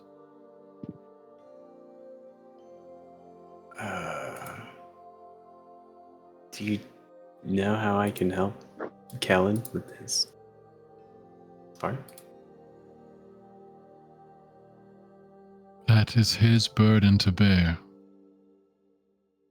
It is not a concern that you must worry about. That is a journey he must take on his own once he is ready. What should I be concerned about? Great forces churn. Ever moving, constant motion. It is up to you and your flock to walk the path. To ensure balance.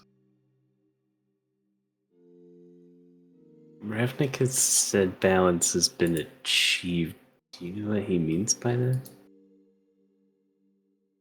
Ravnica itself found balance shortly after the fall of Nicobolus. Its people joining in unison.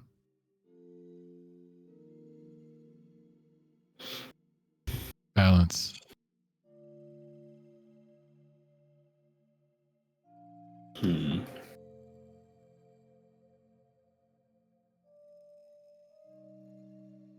Yeah. Part of me just wants to be like, should I kill those vampires?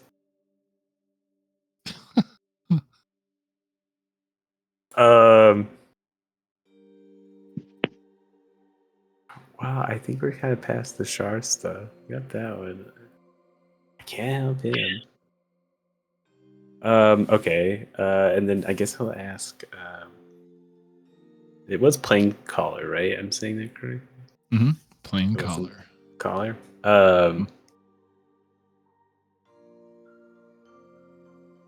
What is a plains collar, and how can I use that to help my friend?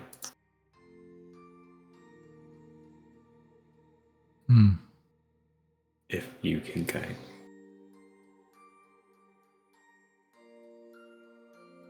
Those that possess various gifts, we refer to them as the fated. You and your friends are such kind. Your gifts, given to you either on your own or from your own determinations, they are yours. It is up to you how to use them.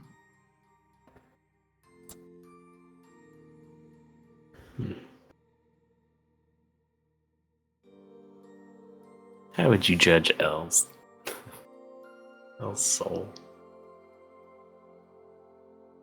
Evil. I would ask, what would you have judged your soul all those years ago, that fateful night when you gave in? Were you worth redemption?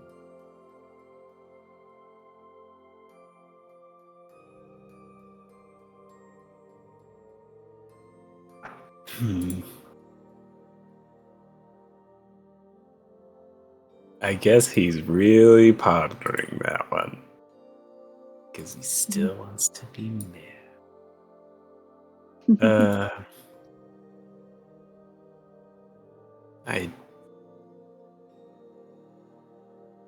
I suppose people are capable of redemption.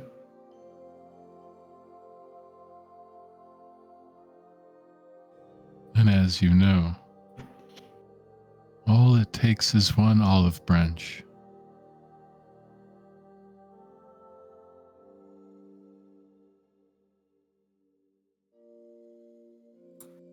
Okay. Yeah, that, I'm not sure what else you want to know. Still like me better than Koski, right?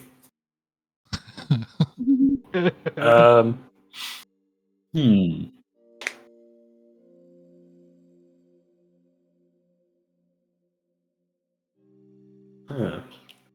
So I was talking to like the planet, right?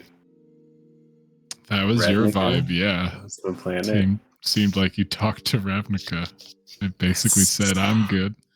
Crazy. I'm glad you're good. What about me, dude?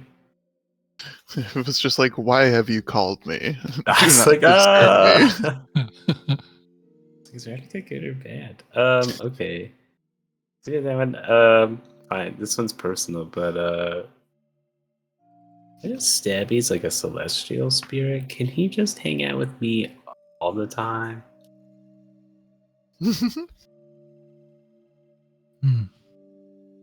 I just, I like having him around. I can just imbue him with magic if I need his assistance.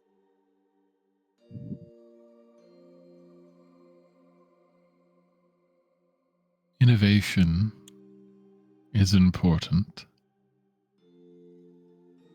Perhaps with enough skill, this can be achieved. You tread the path, uphold honor. Anything is possible.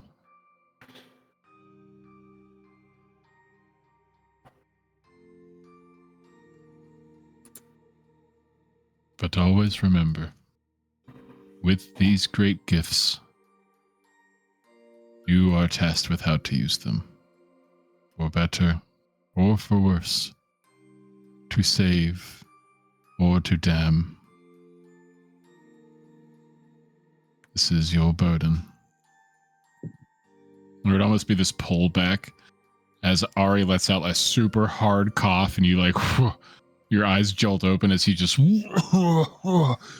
I'm so sorry, guys. I know you're doing your thing, Marius, but that was a big hit.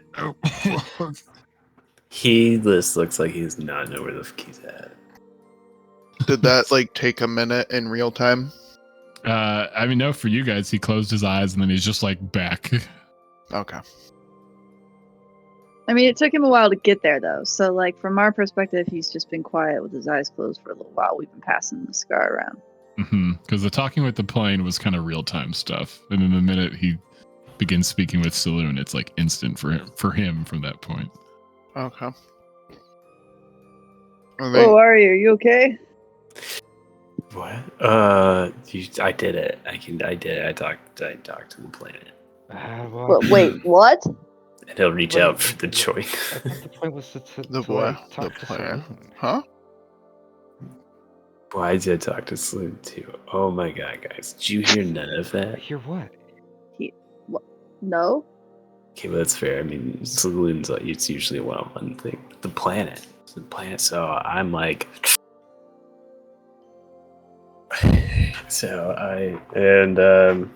yeah, he'll launch the story of how he reached out and he got Ravnica, and then it was like, I'm good, and I was like, what? But information, and it's like, we're balanced. So I guess the planet's happy, and then I was trying to come back to be like, I did it, and then I was talking to Saloon. Again, we need to stop shocking Kellen. Apparently, he needs to figure it out. See? Just let me do it on my own time, Gale. Pressuring me.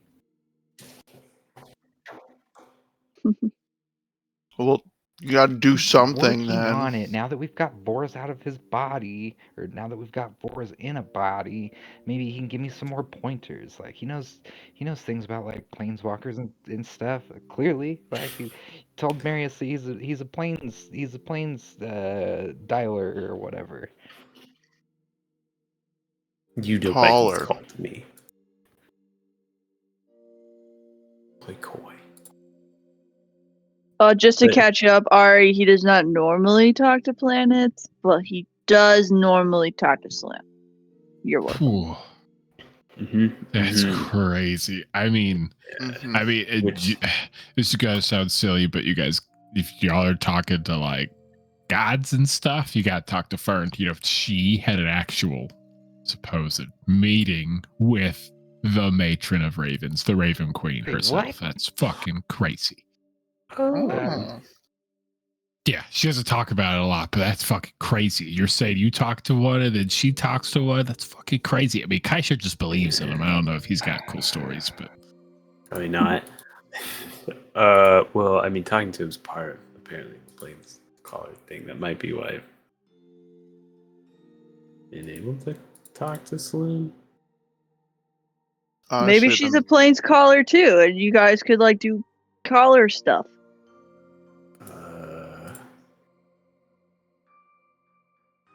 Sure.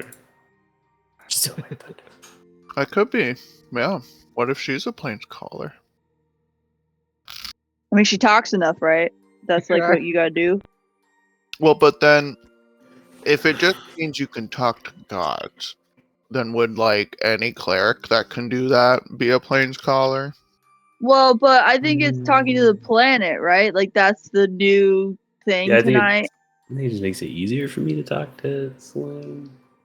I could be wrong. I mean, this is all new. Force Slim in it. Ari, has she ever talked about talking to a planet? Whoa, no. She talks to almost everything else, I think, besides a She planet. hasn't tried. Maybe she hasn't tried. I don't know. I mean, to be fair, she did like hers for, again, I wasn't there, but she like died basically, and it was a whole thing, and singing in darkness, or I don't know. Wait, she died? Well, yeah, it was like a big explosion. I swore they told you guys this, but yeah, they like saved Bilgewater back in Runeterra. There was like a whole weird ghosty ship thing. And there was like this purpley black smoke that was coming through, and this creepy ship and its captain like kind of came out with these like undead things that like popped when you killed them. And I mean, using some dynamite, they blew up the whole ship and killed the fucker.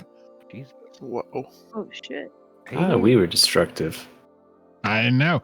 Well, there was another time again. I wasn't there for this one, but they were like went to this cave, and it was a different cave, not the one we found Q in. It was a different cave, and they like went in there, and there was this like witch lady, and there was like this this like purplish like black energy thing like shooting out from this box thing, and we like went in and they like fought him and then they saved the day, and I joined the crew. We're a bunch of badasses. I mean, I'm gonna get some of my own cool stories like they have. It's gonna happen, I promise. But Yeah, no need to rush into that.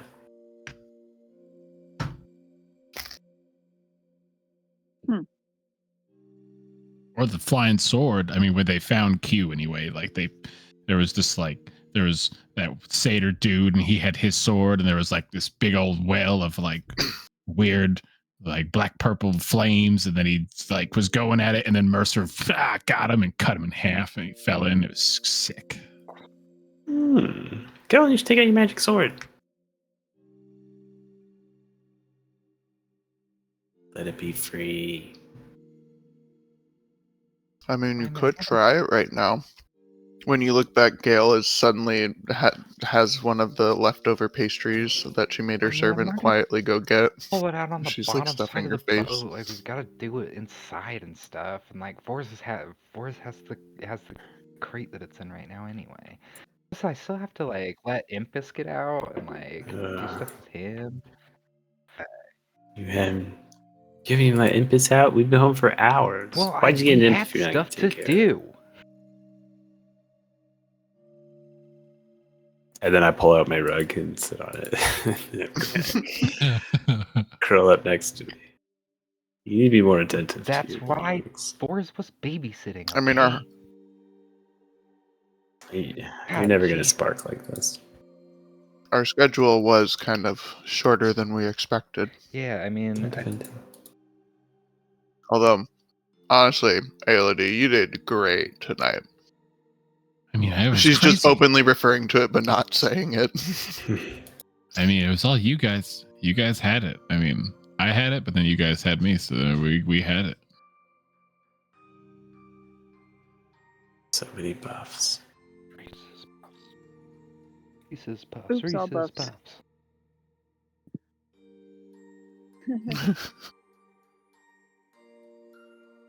Does anyone else want a pastry? I'm sure there's still I a still couple have left. so I could many get Wonder this. Bars. Get him to go get it. So many.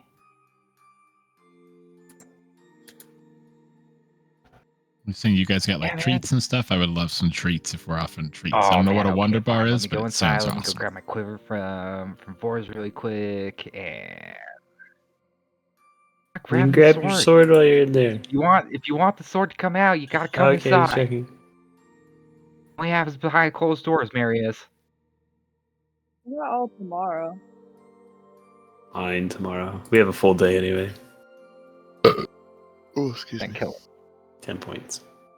Wouldn't it be better I'll to run do it in a inside more and- open space? I want the sword flying up. And I don't have want the sword sword flying just off take off. into the nether. Into the nether. You I don't think it don't can like know fly yet. away You don't like know what the that. capabilities of the sword. Fly away. It doesn't sound like a very responsible She sword. shrugs her shoulders like, oh, And you're he right. I starts don't running know. inside to go grab his quiver so we can get the Wonder Bars. I love it. You run inside. Probably like say hi to Vors after you kind of like grab the quiver. You probably just grab it and throw it over your shoulder, and you're like, "All right, I'm gonna go." And you just like only take the quiver as you go back out. A stone Hey, Vors. killing. Bye, you Vors. guys. Yeah, don't smoke. invite He Vors doesn't or have anything. lungs. Yeah, He you doesn't want to want be to a check it out? part of this social gathering. Okay, You fine. can You join want to us. go ahead? Okay, no. That's fine. No, you don't want to spend time with No, your it's imp? You don't fine. want to spend time with Vors? I Biscuit get it. has I to see stay that. inside. He has to stay inside. No I don't imp, want him running around on the outside of this boat yet. no okay? sword. He just leaves like little fire footprints of him. He hasn't had his claws Doesn't have trained. sea legs yet. Claw trimming's okay. Claw remove. Okay, fine. I'll go grab Force. Guess. He runs inside and he grabs Force. So, like literally just like grabs Really? him and just like starts pulling Okay, him Back and Colin. forth, back and forth. You really wanted the imp biscuit. This is fine. love it. I love it. You guys all on the underside of the ship now, probably eating a few different pastries, some Wonder Bars. A few people maybe sipping on some coffee. You opening up your case, Kellen, while everyone's sort of like, crisscross applesauce just around my, you. Just my quiver. I'm not opening up the sword case. Okay, just figured I was. We're not doing that until we're inside. I specifically set my grip rules for that. Okay. Right, I don't want to Don't want to be cool. Anything else for our group? Anything else particular for our group? As it's getting closer to 2:30, 3 o'clock ish in the morning at this point. It's getting late. I guess over the sending stone, I'll be like, so do you know where she is? To Brett. Well, I guess to everybody, but aiming the question to Brett. Everything that happened that we told Ari. Mm-hmm. Voris is like, that's amazing. Wow, by the gods. Brett would answer, she made it to planet, blah, blah, blah. I mean, he would remember the name. I don't remember it. Dominaria. Yeah. She made it. She's sleeping. I'll contact her again tomorrow. Try to get her the stuff we got. Good.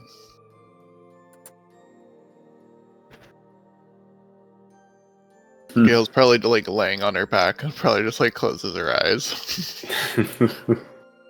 Okay, alright, I can sleep. A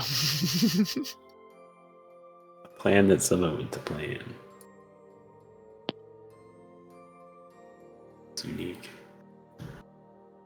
Alright. There's nothing else. The night would sort of peter on. All of you probably begin to trickle inside one by one, heading to bed. Is Mary asleep in the night? Just a wake up night, because Vors will be hanging out with y'all. So it's just like, is he gonna be hanging out by you? Or are you gonna be sleeping basically? He probably wouldn't sleep. I think he'd just be way too just keep replaying the night and just doesn't quite trust you. Fair. It's fair. Yeah, are the alarms and stuff still going from the city? I think yeah, after about an hour or so, they did stop. Though you guys would, even from this distance, at the dock, you would begin to see patrols. Looks like those gold-plated, almost knight-like guards that had those red and white tabards, accompanied by some of these blue and white, almost very similarly robed individuals, though they'd be a lot tighter, a little more form-fitting, almost like a law enforcement mage-esque, usually in these threes. You guys would probably get a view of that every now and again, especially from the underside of the ship. If you were to look, straight up from your POV into that chasm of buildings, you would probably occasionally see these patrols beginning to move about the city now. Trippy. So you guys begin to trickle inside. You guys begin to head to bed. You all receive a long rest. So everyone finds some sleep. Gail, give me a charisma saving throw. Let's see how bad our nightmares are tonight. Come on. I'll let you pick advantage, normal, or disadvantage. I'll let you call that. I feel like tonight went real fucking well. So I think it would be advantage. Charisma saving throw with advantage, my good sir. The game said 15. Double 15s. It's maybe thanks to a little bit of the blight leaf, maybe a little bit of the whiskey that you guys partook in. A bit of Monica. But you are able to find some sleep pretty quickly, pretty soundly. Thank the gods. Thanks, Saloon.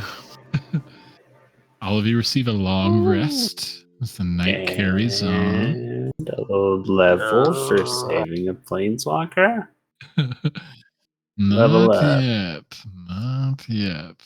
And I assume nobody touched my satchel.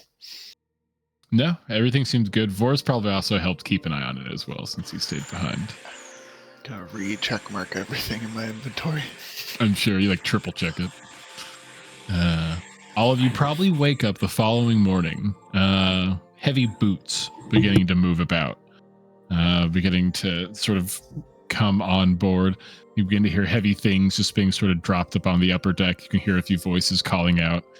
Most of you beginning to rise up.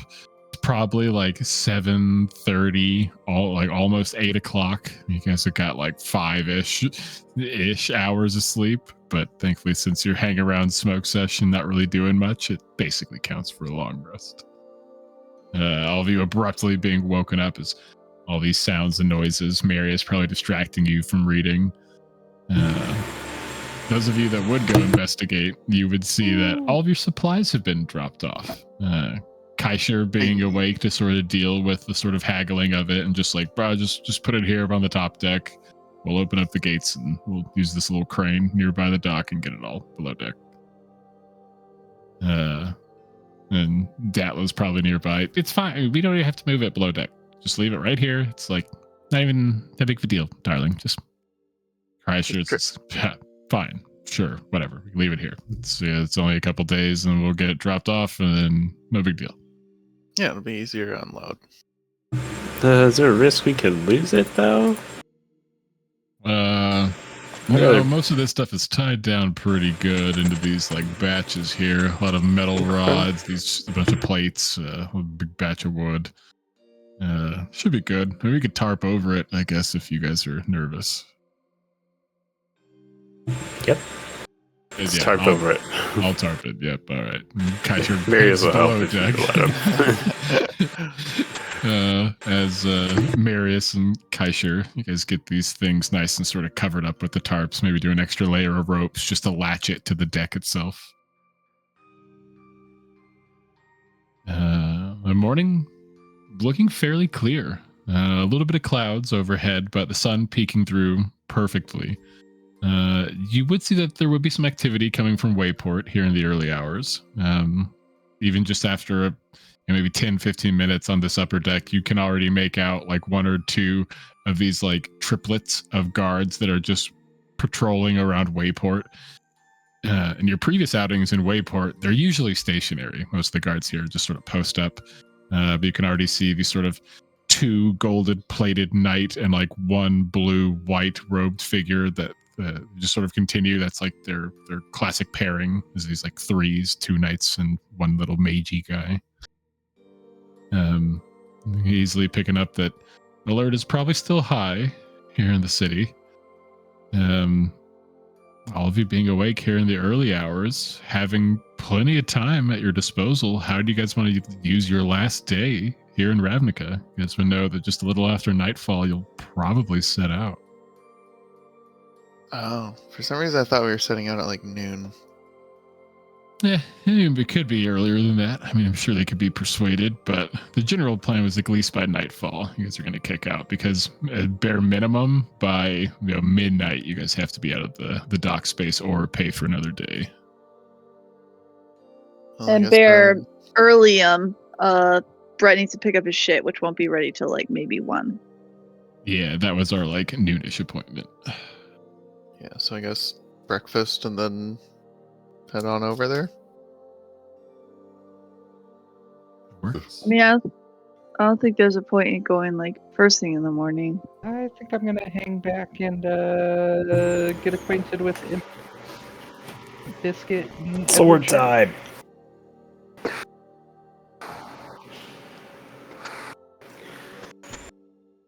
Yeah, probably just spend the morning on the boat. At least eat whatever until Brett needs to go pick up his armor. Fair.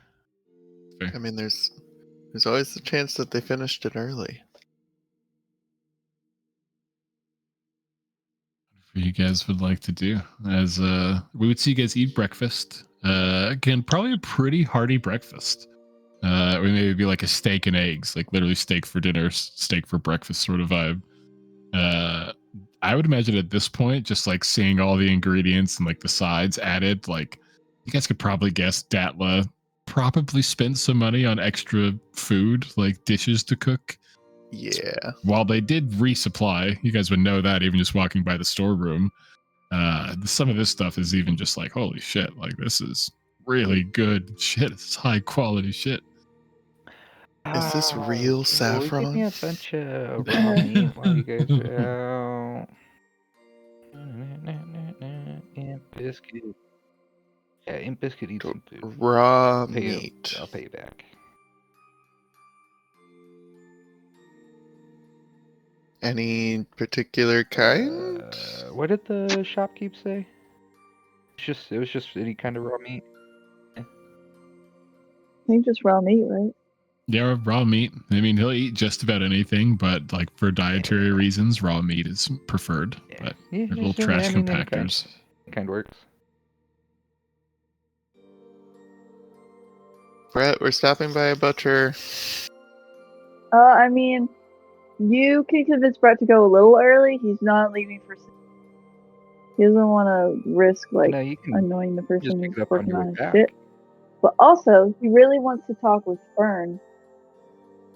Yeah, no, I'm just saying, like, timing-wise, this is not immediately after breakfast that we're going. Because Yeah. Brett wants to talk to Fern. That's fair. That's fair. Maybe we'll say after breakfast, we would see Kellen maybe head back to that sort of like the storage space you guys have been sleeping in, maybe preparing to either open up the little cage with his imp or open up the case with his sword. Vors would probably be down I there think with he you, would start with Kellen, the just out of imp. curiosity. I Sure. I'd be with Kellen if he'd take the help. And I'm down there. Down there with him. Hell yeah. Hell yeah. Aelody. Say Aelody's down there as well. I was gonna Just say, curious she's to more see welcome to how come this down. is all going to play out. She's at least going to watch, bare minimum. And what would Gale and Brett get up to in particular? What would their like kind of after breakfast bits be? Is like Brett going to talk to Fern like right after breakfast sort of vibe? That's what I imagined, yeah. Okay. He's like, Gail, get off my ass. We'll go right before lunch, okay? That's as early as I'm going. I got shit to do. Fine. Just go have fun with your wand, or like try to talk to Q. Like actually talk this time.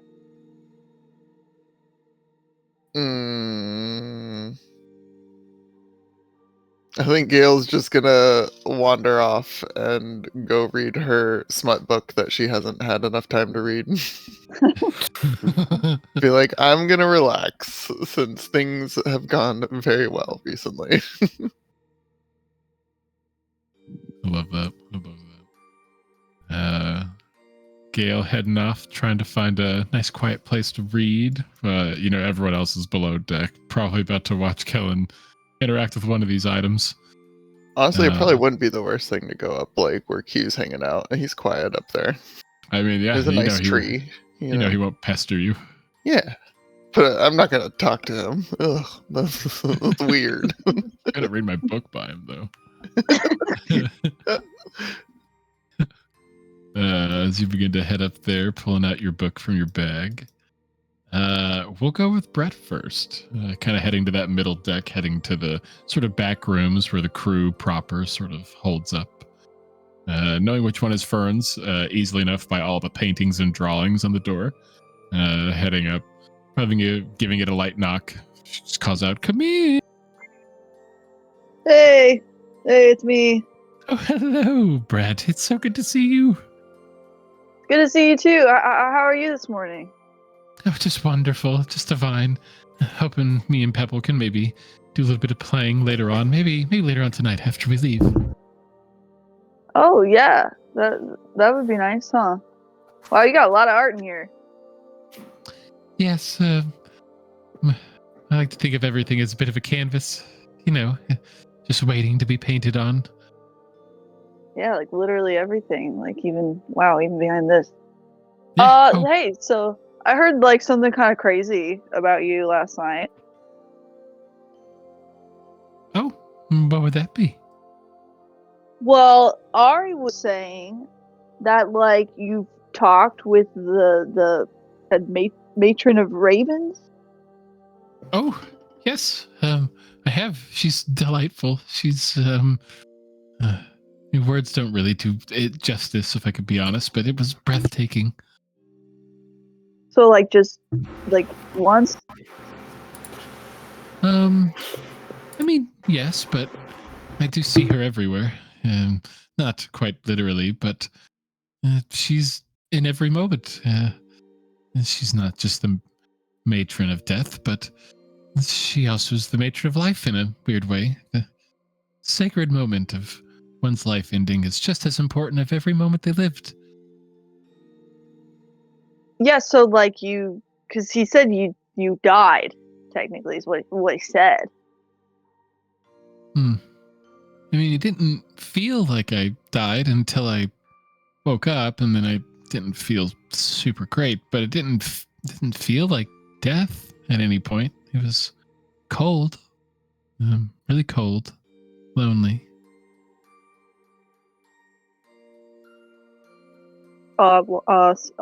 Sorry, but welcome back, or like glad you're here. This was a long time ago. A couple of months at this point. It's fine. Honestly, it was probably one of the greatest things to ever happen to me in my whole life. I got to meet the matron. I'm sort of part of her flock. Yeah, no big deal. Huh. Yeah. Well, like, cause like funny coinky dink. Like I have a friend who has a friend who died, but also came back. I was just like, I don't know, maybe you know like how that works. Like, is that like the same for everyone Oh, who does that? well, the Queen's teaching is that death is a special moment meant to be had generally once. Looking upon reanimation as something not great, but it would depend on your friends of a friend's circumstances, I suppose. They're Yeah. not hungry for flesh and blood and the like. They're probably okay. Yeah. Okay. Well, is your magic like different? Like, do you feel exactly the same as before, or like completely different? It's the difference. It's the difference that's in the small things. I'm the same. My magic is fairly the same, but I did gain new, I guess, abilities, you could say, new ways to use my magic. But also, you still had the old ways. Yes, the old ways that I sort of found on my own through song and bringing people joy. How I, formerly channeled magic. It's just different. It's her magic comes from within, almost deeper than that. It's again sort of hard to put into words.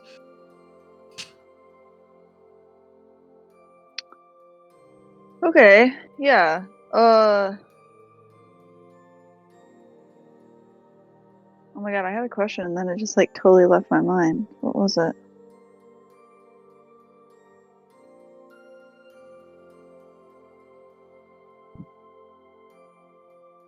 That's really disorienting. I totally lost my train of thought.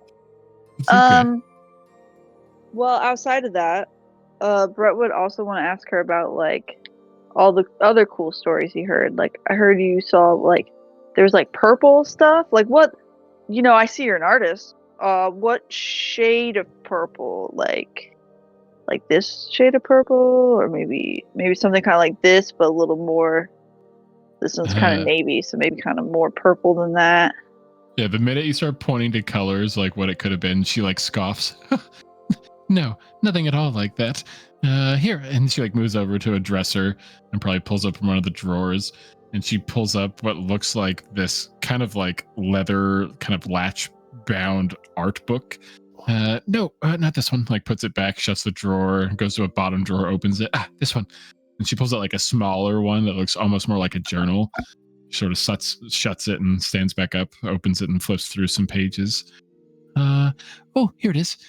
Sort of turns and shows you this little book that has this illustration in it, like full color, of this like strange stone room where you can see a large group of people, where you can make out a few people you recognize, a few people you don't recognize. And then you also can see kind of on the opposite side of this room, you can see what looks like a satyr holding what looks like this kind of purplish magic that almost has like black seething through it in his hand. Behind him is this what looks like a well, but coming out of it is this deep, almost very reminiscent of chaos magic looking fire that's sort of emanating from this well. And there would also be this sword sort of like flying across the space, sort of launching itself as one of the party members is like launching themselves across the space. What looks like this kind of half wolf, half human man that's sort of like charging the space at this sword that's flying at him. It was marvelous. And then she like goes to the next page and it shows the half wolf man like cutting through this satyr in one strike, like flopping in half. The rest of the group like cheering happily at the sight. It's very like kind of cutesy art style to it all. Whoa, this is fucking crazy. Okay. Does this room, does it remind me of the Dreamscape, or are they like where we saw the orc meetings, or is that just like coincidence? Yeah. The space itself does not look reminiscent, but those flames and like how large they sort of arc out of the spring, that looks reminiscent to those bonfires that you guys have seen. Like as friends, maybe looking at it. Actually, now that I think about it, and she probably like puts that book down and goes back to the original drawer, opens it and pulls out the larger sort of like leather latched tome, pushes it. A while ago, it was the same shade of purple. It was here. Lady Fortune herself asked us to find her friend and help her. She was lost and she couldn't get a hold of her, and so that's where we came in. That was one of our first real jobs as, official fleet members, and we showed up to help her, and shows you this like art piece in the book, and it's like this cave room, not really reminiscent to the space that you remember, that sort of strange domed room. Though it would be domed, though there would be these like art depictions all across the cave itself. Some of them may be art, some of them may be glyphs. And in the center of this room is this box that's on the ground that is just pouring out this like dark purple with almost like black tethered in energy that's just filling the room. Yeah, it was terrifying. And she like goes back a couple pages and like shows parts of this cavern that are all like warped and like liquidy and strange as they're like fighting these like strange abomination like brain like creatures, these like mutated rats as well. It was horrifying. I've never seen anything like it. The whole place was pure pandemonium, but luckily Datla saved us and like goes forward a couple of pages in the book. You could see that box that was just letting out energy, and there is this like kind of dark witch off to the side. Datla just runs over and looks at the box and then just like grabs it and turns it off in like one quick panel as she turns over, as everything in the room sort of goes back to normal in the next page, and everyone's sort of cheering happy as the witch is like sad and crying in defeat. Wow, this is amazing. Oh, you guys have done so much, and like look at how much you've documented. Oh, well, I figured I had to. I mean, who else is going to keep track of all the crazy stuff that we bump into? Yeah, they're like our stories. I turn them into songs and turn them into dances and turn them into art. And she like motions to the book. It's all just, it's like a big inspiration.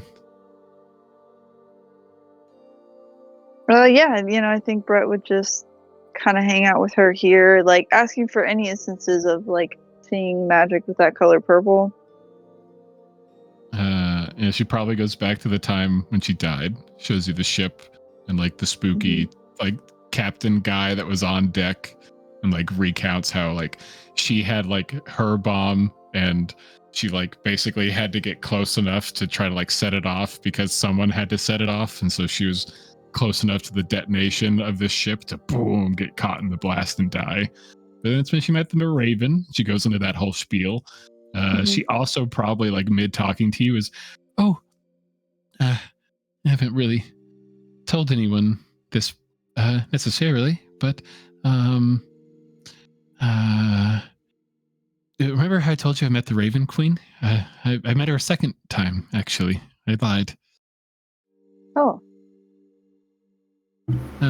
When our friend, Buddy, the brave frog, when he passed away and left us, he had his time.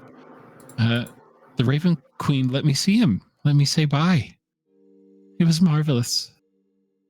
Oh wow. Sounds like you guys are like kind of close. Well, I mean, I'm a part of her flock and he was a part of my flock, and she knew what that meant, and it was beautiful. Well, that's amazing. I'm glad you could like get that like final message and stuff. You know, not everyone gets that. Yeah. He was a really good guy, Buddy. I miss him. But I'm sure he's having all sorts of fun in the afterlife. Right.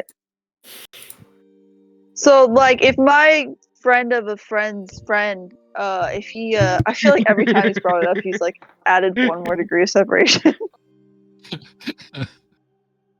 If he like wanted to, like, find out more about his reincarnation, like, do you think the Raven Queen will like be nice and like know stuff, or like you think she would be like not nice? Like, can I put in like let him know like, oh, tell her Fern sent you?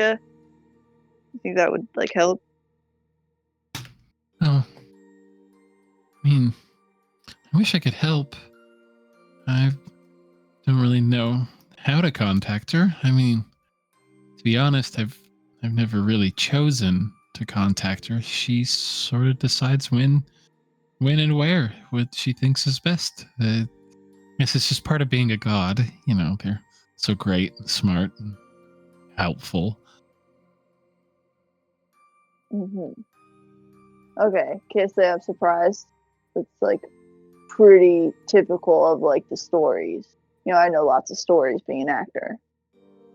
Oh, I bet you hear all sorts of stories. Have you heard any stories about the Queen? Oh, the Queen of Ravens? Oh, yes. I don't know. He probably knows a few. I imagine she's a character that appears in lots of plays. Mm-hmm. Switch the conversation to that. You know, talking about plays that involve the Queen of Ravens. His turn to tell stories. Uh-huh. She's just like on the edge of her seat as you're just like recounting some of the plays that you've seen and some of the like even stories you may have heard. She's a fairly well-known god. Any other particular questions for Brett? I don't think so. He wanted to hear about instances of chaos magic, kind of confirm that it seems to be happening everywhere. Like that spreading thing sounds pretty concerning. Double check the timing of that. She said it was a few months ago. Mm-hmm. Does that line up with anything that Quent has told him about Strixhaven or our own experiences? As far as a couple of months ago, I mean, thinking about the timeline, I mean, that could have been like just as you guys were leaving campus. I mean, maybe it was towards the end of the year, like around that time, because again, you guys left campus like a month and a half ish of school left. Mm-hmm. So I mean, give or take, it could be around that time. Okay, yeah. And then he just kind of wanted to hear about death and stuff. It looks like Fern doesn't really have anything too helpful for Quent, unfortunately. But you know, it's another avenue to approach. Fair. I think it's fair. We probably do like a side panel of Gale probably like lounging on the side of the ship, just heatedly in her book, just like flips page, reads very attentively, flips to page. She's just like, yes, this is what I've been waiting for. Finally, I knew I was saving this for a good night. I had an idea of what the book is. As we're referencing all of these old stories that we have, I want to reference. She's reading a book about a turned previously dirty wizard and a previously war criminal elven wizard and their heated romance. Love it. Love it. What was that reference? Sorry, I don't get it. It's a Critical Role season 2. Mhm. Oh yeah, I don't know. Yeah, I don't know that. So okay. And we'll cut to the very bottom deck. So you would see Kellen probably puts the iron sort of carrier down. And you look at that sort of like almost cage-like door on the front. You're popping that bad boy open with your spectators iron of cage has the Aelody, imp in it, Vors, and right? Marius. Yeah, so we're gonna open It up does the indeed, imp it does cage indeed. first because he was already pre-tamed, so he shouldn't be as crazy. Yeah. Yeah, this is just introductions. So opening up the cage door. It would probably take a second after you open it. Maybe you take like a little half scoot back as maybe you're kneeling down just to sort of get a look. Because again, it's sort of dark inside of these like solid cages, so you've only seen like glimpses of this little guy. Sort of stepping out very meekly. You would see this red-skinned, tiny, little fiendish creature. They would have these almost like butterfly fire-esque like wings, a barbed looking scorpion tail, this sort of stuck expression on its face sort of looks about. Give me an insight check or an animal handling, Kellen, just for like a vibe check for you to give like a read on this thing as it sort of steps out into the light for the first time, sort of looking about you and everyone Middle else. of the road. Even with a 10, you can see this thing is incredibly, I mean, at least shy, as it's sort of like meekly, like almost cowering ever so slightly, looking at all like these tall figures as it's so tiny. And sort of looks over at you, Kellen, probably looks at your hand and the sort of sigil that's sort of now burned in it, like a burned wound on the back of your hand. And in Infernal, it would sort of look at you and speak. Yeah, I don't know what that means, bud.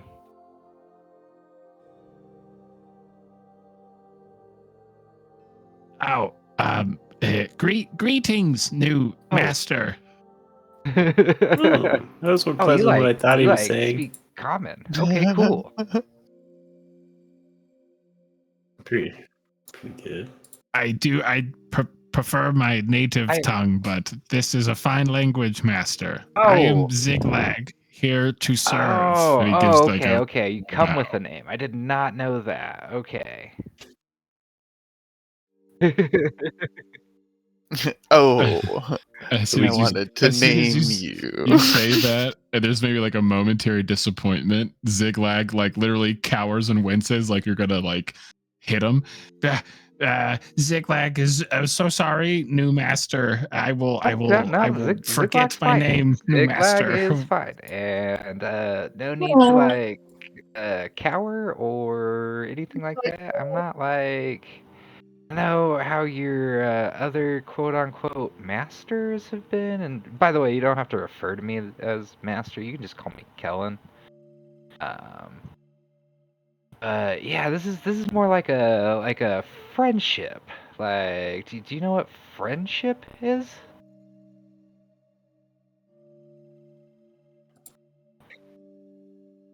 Lord Kellen, I have never had friendships.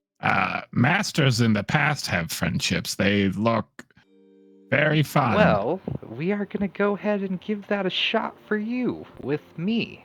Like, we're gonna be like friends. Ziglag?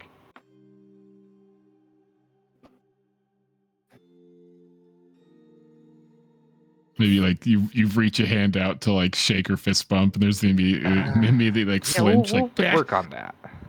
Eh. So like, The worst he'll do is leave you in the middle of the night.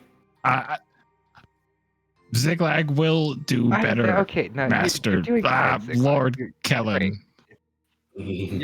You're great. Master Lord Kellen, I love you. No need to worry. Doing great, Ziglag.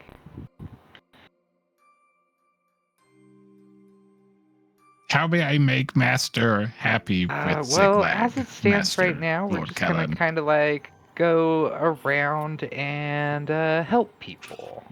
It's kind of what we do, Ziglag. Arius gives you a weird look. Ziglag gives like a head turn. Help people. Lord Master Sure. Kellen may Go for it. Ziglag speak freely. Ziglag only has ever helped Well, yeah, Master so you'll help me in help the past. people. Other not Master people help by Like Ziglag. you like my assistant, I guess. Oh, that's not right. We'll work on it. We'll figure it out. But as it stands right now, Ziglag, we're gonna open this next thing, and we're going to try to control this animated sword. I mean, I had a name picked out for it, but if it already comes with a name too, we'll figure that out.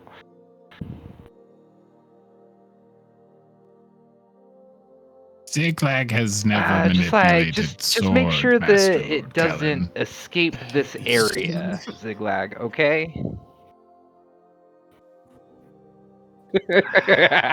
I really hope it imprints like on the end.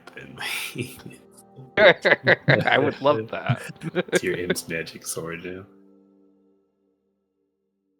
So I will defend the area from the Thank you so swords. much, Ziglag. Escape, You Lord are Master Kellen. great. And we'll work on things. And so, like, do you just like stay out all the time, or do you like have a place that you go? I mean, cause like my friend Marius over here has well, he calls his friend Stabby, but Stabby doesn't stay out. Like, he disappears. yeah, he's just a spirit. He comes and goes. Ziglag has 3 remaining lives left, I believe, Master. The sigil on your hand, those 3 runes, yes, those 3. Those are me, Master Lord Kellen. Okay, but so like you do just like stay out and about then, yeah?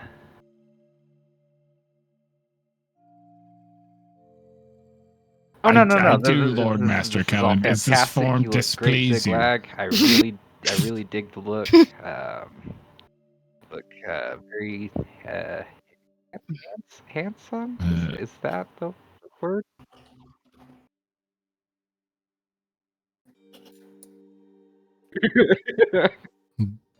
Ziglag probably turns his head sideways. He looks over at the raven on Aelides' probably shoulder, looking over at Phineas, and he would shapeshift into a raven, and he would fly over to your shoulder, and he would look over at you Oh, with I like didn't his know that little you raven could do head. that, but Is this that's actually a please, really neat Master trick. Lord Kellen? No, Ziglag, you can stay in your normal form. But if we have to, if I say like you need to disguise yourself, that's a really good disguise though.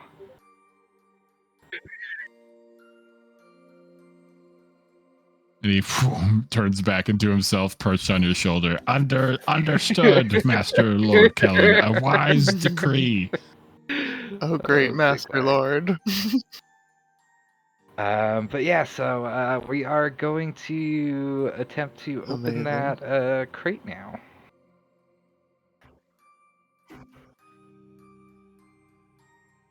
All right. As you What's sort in the of- box? You look at this, sword box. It has these like heavy latches, these like leather straps that sort of go up it on its side. Sort of put the case down and undo the straps on it, undo the sort of like flip latch. And as soon as you kick open the case, it jettisons out. As you can see, this long sword sort of gleam and shimmer here in the space. Whoa. As immediately it goes for a Damn. swing on you. I need you to roll for initiative, Kellen. Legit. Let's go. The sword came out swinging. Got me a 13, sir.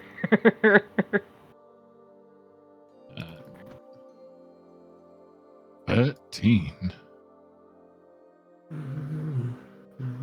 It's not terrible.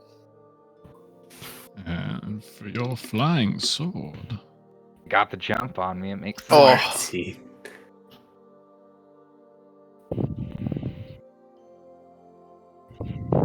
Just barely. Just barely. As soon as it's out the case, this thing is immediately going for a slash Will on you, just Kellen. hit. Surprise is a 16 hit. Oof. So you take 4 points of slashing Jesus, damage Edward, from the long sharp, sword. stop. Gets your Calm forearm. Beat his head. I mean, you Calm got this, down. Kellen. And so as you're looking at this sword, Kellen, you remember hearing the shopkeep said something about grabbing onto it. You see the handle. Again, it's sort of keeping the handle away from you, but you think with a good athletics or acrobatics he's check, you could grab hold of that He's handle. gonna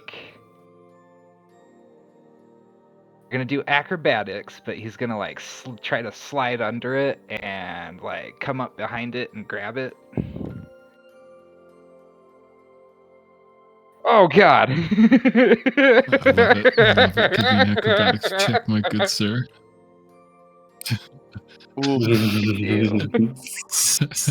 Do you want a sword or not? I will say, just for funsies with Oh, the yeah, nat that'll 1, the hit. sword will get a swing, just a normal strike, a 19. Yeah. You take Oh. max Nine. damage, 9 points of damage as it sort of goes up your rib cage as you try to slide under it and sort of have to kick back to where you were as this thing is like going crazy. It read you like a book. On its turn, it's going to just take another Jesus swing, fuck! just a normal swing at you. That's a Oh! natural 20. Can I silvery barbs the sword? You This can sword's still gonna bring kill barbs you. the sword. Yeah, I'll see it just like completely hit him and just like as it's Before it contacts you, do a surge of that energy towards it as it has to Oh yeah. that'll- recalibrate and go for a second swing. Oh, a Girl. 7 will miss. Nice. and then I'll give Kellen the advantage. And it is Kellen's Is it turn. next attack?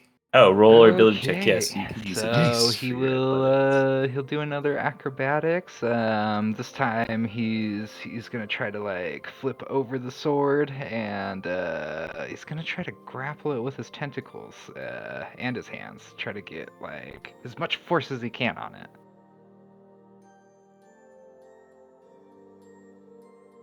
Ooh, I love What it. do one?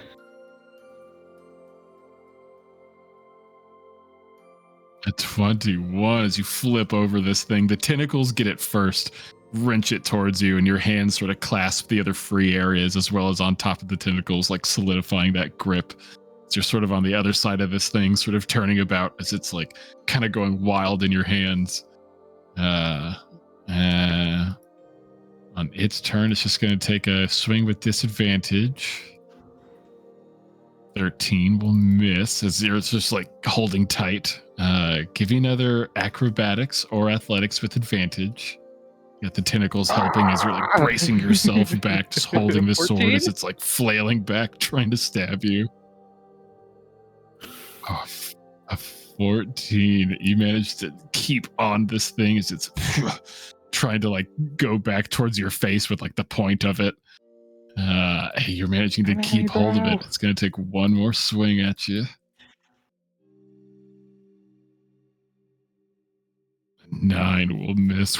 The sword goes wide. Give me one more acrobatics or athletics. This one just flat. Ah!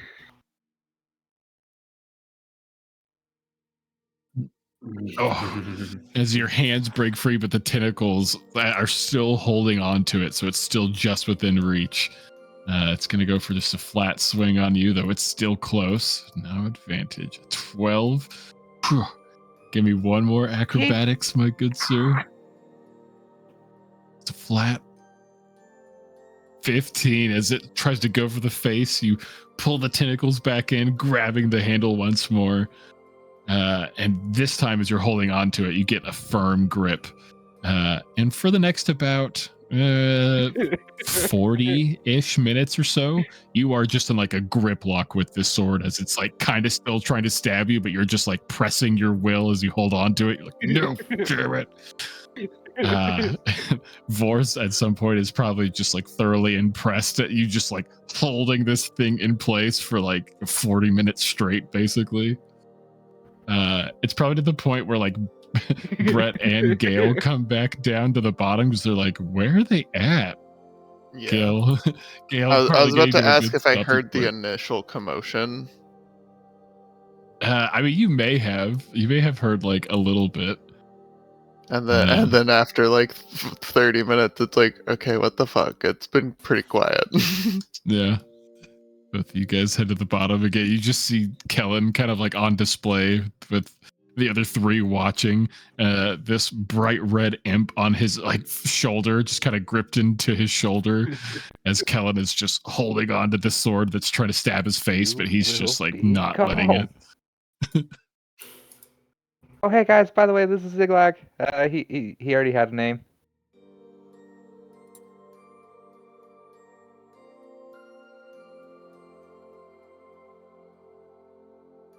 Hi, Ziglag. Hi. Always giving me. Ziglag Oh, looks sorry, over buddy. in Yeah, they only speak Infernal. He common says, too. Badu End up on Baba. our Infernal later.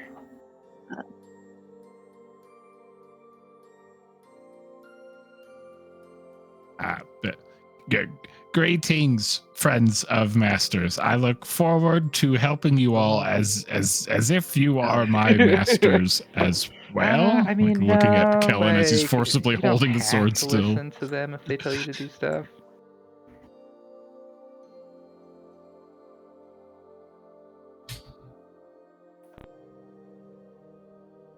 Understood, master. Yeah, An excellent decree. Your word is law. Do you This is know gonna take any? some getting used to. Do you know any primordial? This cannot be good. I know not of primordial. Got it. Celestial? Yeah, definitely not. Celery is disgusting. Eldritch Blast.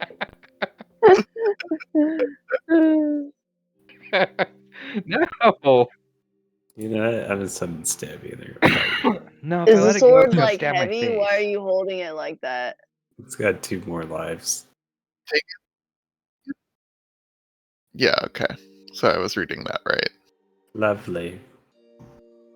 It wasn't at first like initial thought. I was like, "What is this pose?" And then I was like, that's not a pose." Yeah, it almost looks like Kellen's fighting the urge to stab himself in the throat with the sword.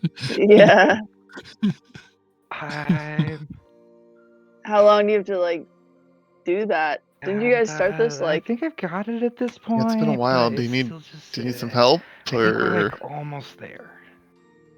Aren't we, Edward Sharp? I mean, unless that's not what you like being called. You tell me what you like being called. Can you tell me what you like being called?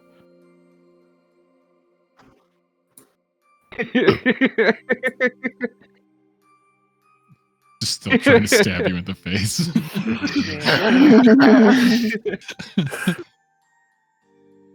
I think it's Okay, trying to tell well, me you got it, something. man. Bardic Inspire. Whatever you're doing, good luck. Get some flaming bracers on your tentacles. I don't think I have anything I could even do to assist. We did have a long. Just in case, because of the long rest, I think Gale would have switched to Healing Word for her primer. I mean, except for maybe like So yeah, I have nothing I could do to help you with this. To have this large, gigantic gash on the side of me. You're fine.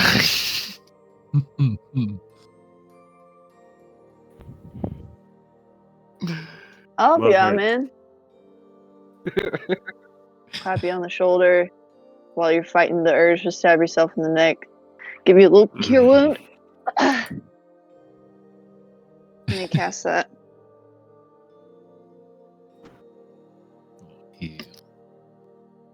Fred's not gonna watch you bleed. That's horrible. She's a He's the one who wanted the fighting sword.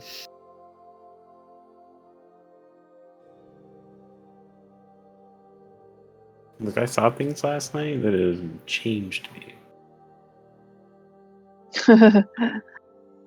yeah, like almost brand new, man. Thanks. How's that, man? You feeling better? Now I can definitely impose my will. Okay. Oh my go. Almost. And as like a full hour would hit doing this, the blade would finally just like go slack in your hands. It's just, like, Yeah, so as dead that weight, like happens, almost. he Like, like it feels almost heavier like than it drops should. it on the floor because he was not expecting that to happen. Yeah. Oh god, oh Your arms probably just feel like Okay. jello. Okay, I think it's done. I think it's done.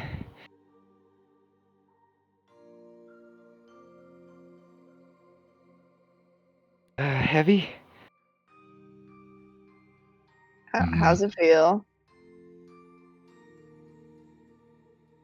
Perhaps Master tired it out. So I is don't that know. gonna happen, they did like, say it had a every time you want to strong use the temperament, sword? So I guess we'll find out.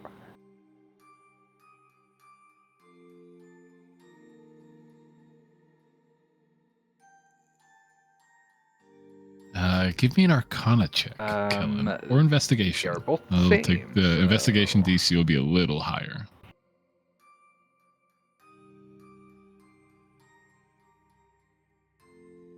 Hell yeah. 21. As the blade kind of like goes slack, you kind of get the impression that it's like exerted, like you tired it out, and like you have essentially begun the breaking in process. And you think if do this a couple more times, build up a routine. Oh. I think you can wield yeah, I think this it's gonna thing. take Essentially a couple more commanded about to tries fly on command. of essentially doing this for however long it takes, but we should be there in no time.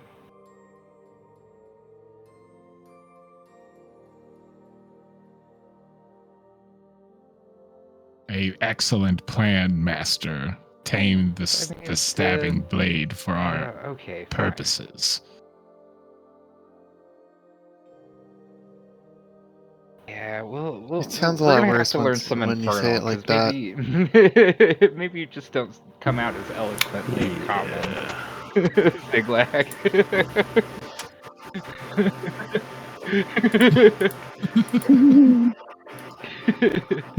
It's the same thing. Understood, Master. Yeah, exactly. I've heard people say that like Arabic is a very like poetic language, and so like comparatively, like they feel like English falls really flat because nothing is like super descriptive.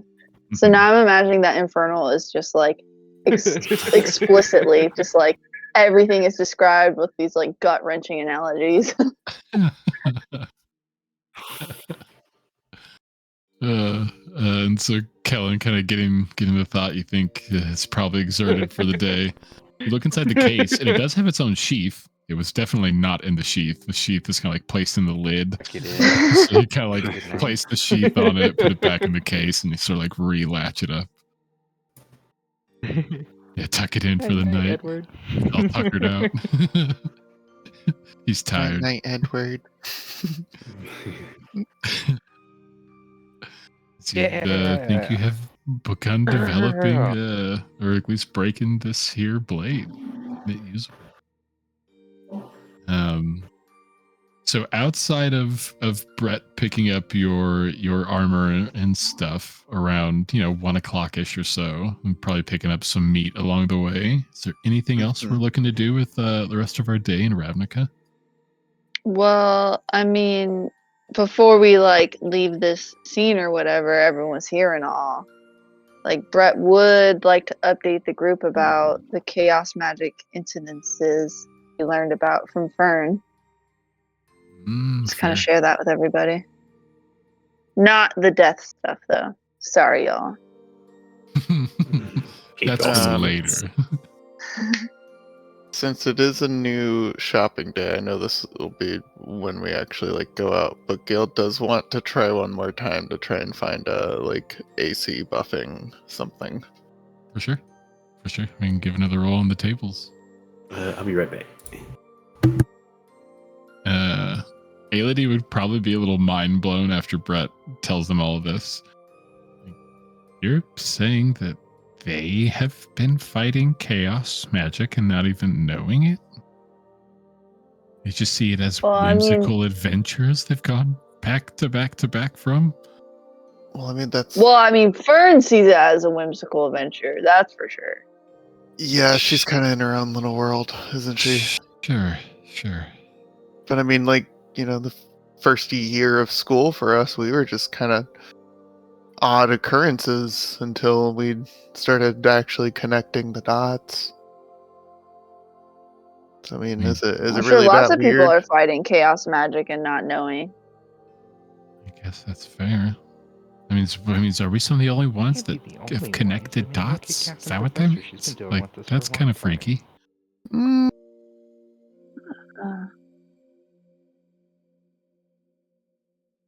Yeah, I mean, surely more people have, like Liliana. Sure. So, do you think anybody on Hopefully. this Oh, God. doing chaos magic? I mean, What's talking about?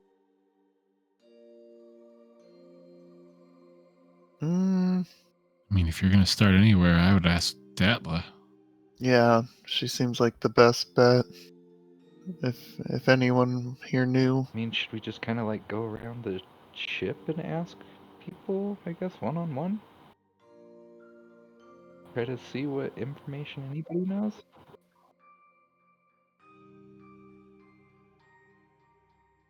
Well, if that's the case, we don't need to do it To today. be quite honest.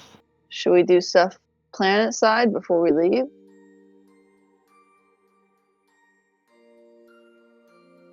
Aelity would probably That's fine. second that. Yeah, I'll stay here. As much as I also don't necessarily want to leave the boat, Brett Holy does crap, need to I get need his to stuff. food. And Food for the black. there's a bit more window Okay. shopping I'd like to do. Okay.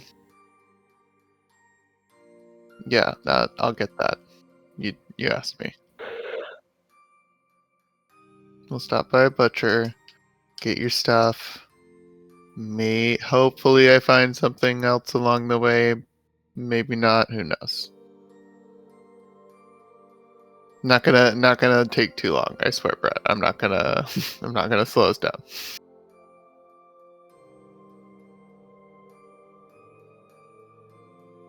It's fair.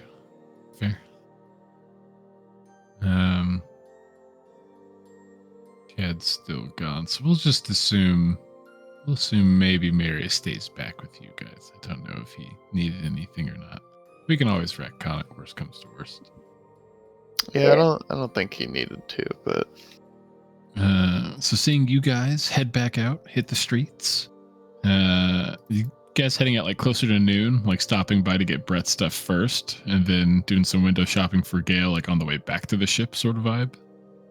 yeah, I'll try and spot a butcher for like on the way back, so then we're getting like as fresh as possible for meat, not carrying around raw meat. Ooh, that's fair. I would say, yeah, you could easily find somewhere on 10th Street or maybe even Wayport itself. So yeah, you could easily get some pretty close to the actual docks.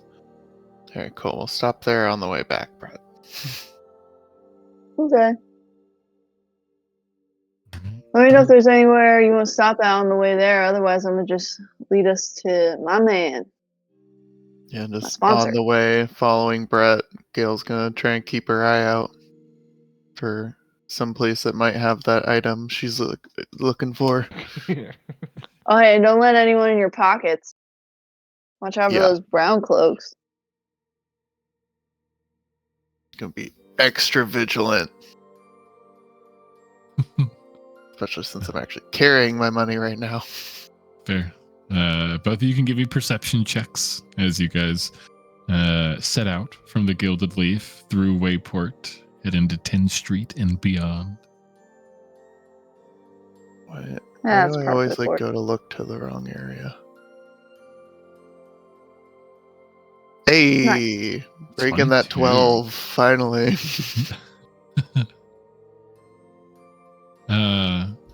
As you guys are beginning to head down 10th Street, probably beginning to head towards, I believe it was in the plazas. I think it was in the South Plaza. But nonetheless, beginning to head through.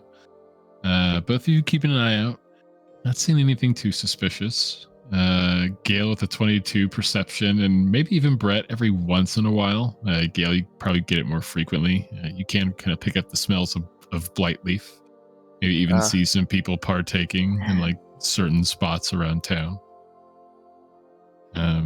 Continuing on, it would be a fairly quiet day, though the foot traffic would be fairly sparse.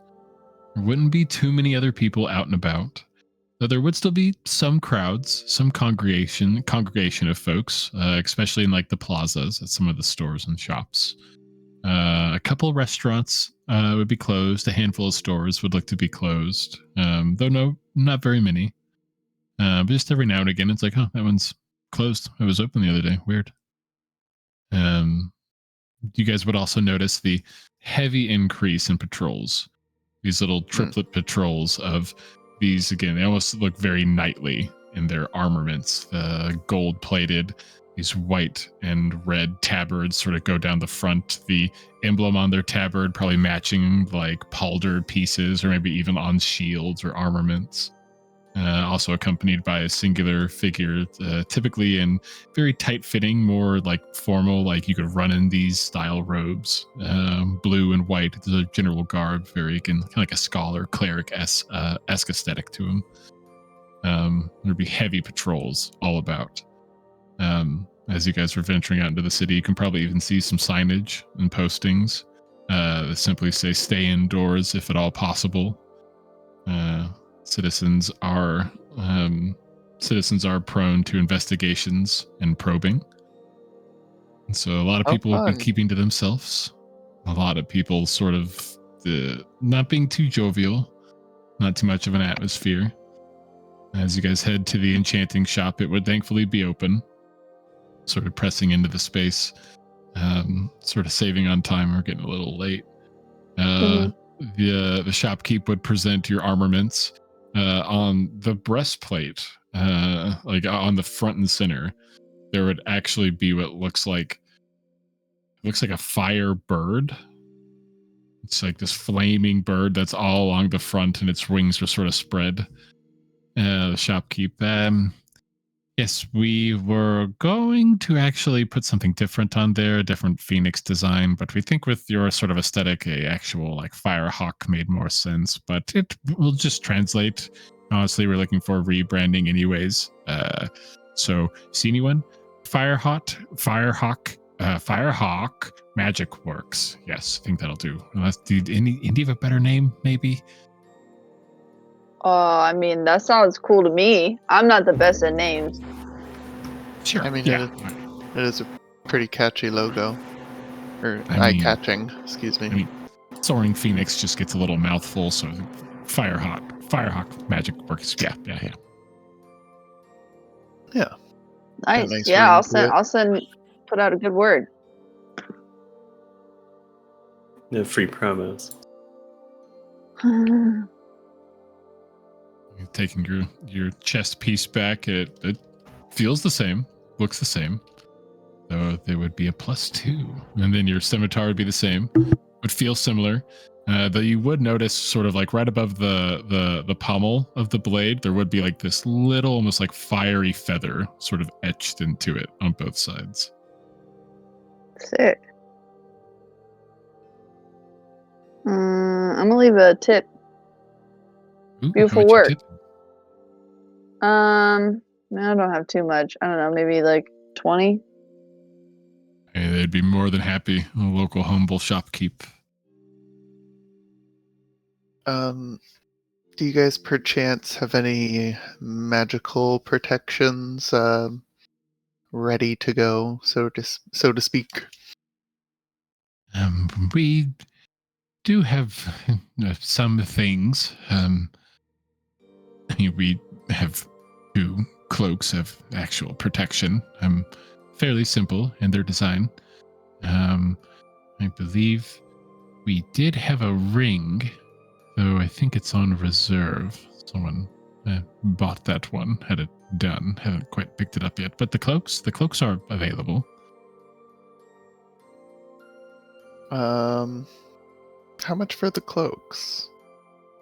Hmm. Do those require attunement? They would, in fact, require you to magically assign it to yourself. Mm-hmm. If you give me maybe about an hour or so, and let me do similar branding as I did to your friend here with this fire hawk, I think I could maybe do it for about 700 gold pieces. It's a +1, you said? +1 AC. It's a cloak of protection. And it would have Okay. that same similar sort of fire hawk on the back of it. And what about without the logo?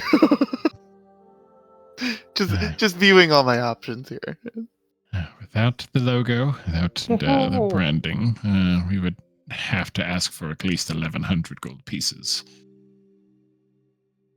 That's a good discount. Shit. Ask your friend here. Yeah, fine enchantment work done in speedy time. Professional. Fair price. Got an hour, right? Looking over Yeah. at Brett. Yeah, we're good. Gail's like, I thought I'd never wear a logo that isn't like high end. Internally screaming as she hands over 700 gold. Go ahead and add a cloak of protection, or firehawk cloak, whatever you prefer. Love it. It does require attunement. Yeah, I'll have to drop the Elvenkind cloak. But I mean, I've got invisibility, so if I really need to be sneaky.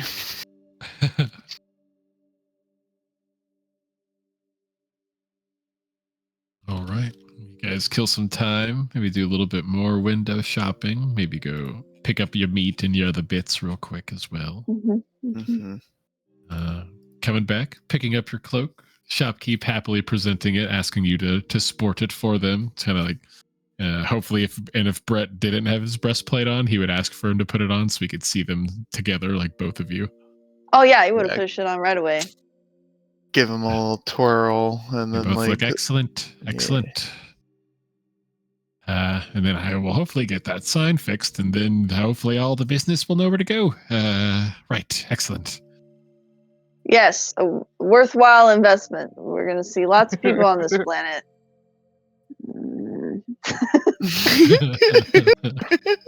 So many people. Make your way out of the shop, heading back to the Gilded Leaf. Anything else for you two? Just to check, I mean, I guess it doesn't matter too much, but we were there for an hour waiting for her shit to like get finished or whatever. Does that mean I'm attuned to my stuff? Because I would have put it on right away. Oh yeah. You would have had time because again, you guys could have like milled about or even just lounged about that shop either way. So you would have definitely had time. Hell yeah. And then to adjust my shit, so my scimitar, I just changed both these modifiers to 2 for both attack and damage. Yes. And then my AC is now 18. Hell yeah. Nice. That's awesome. Thanks, Firehawk, man. Woo! Woo. Once this attunement kicks in, my AC will be a 12. And then I can bring it up to a 15. Woo!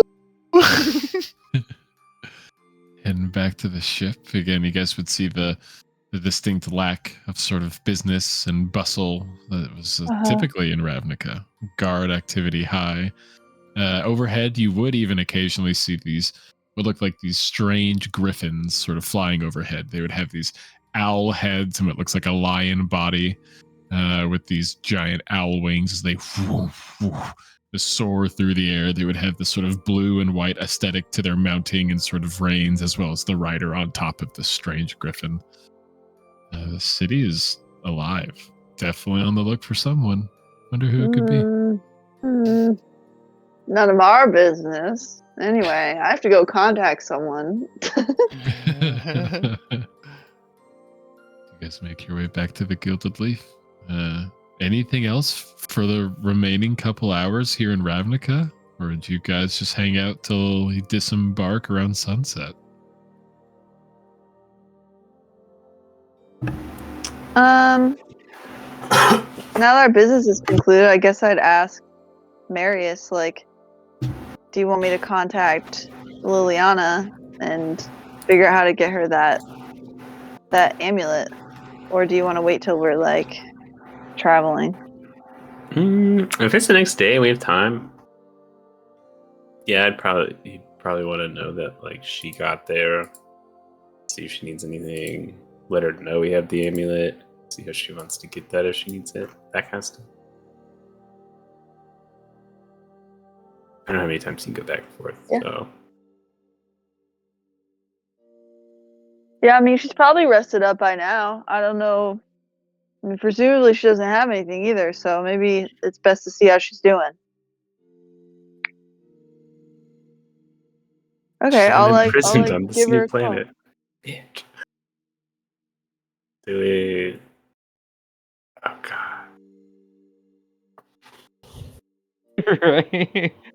Just like the plan works, so I'm just like really just like, what went wrong? She poofed to the wrong planet. I think Is it all she's a just dream? resting. Are we waking up now and we're on the floor of the arena? Being drunk dry.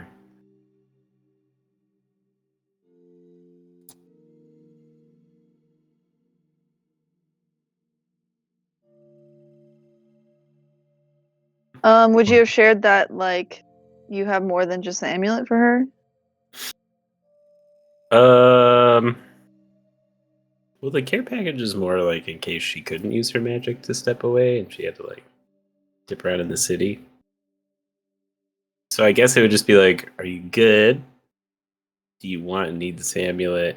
And then do you need anything overall? Yeah, like, where should we meet you?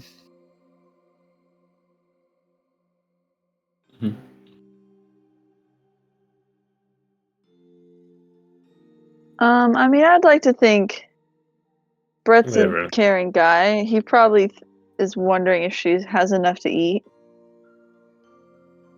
He'd probably at least put some rations together for her. I think he even has a spare cloak. We still has the Let's see. bundle. So it just matters like if she's on a totally different planet and can't come get it. I guess she could just portal through. So yeah, maybe just check on her and let her know we have stuff for her if she wants it. She might have safe houses all over the place. Well, yeah, unclear. So maybe we have the amulet for you, And do you need anything? Yeah. Let me adjust this.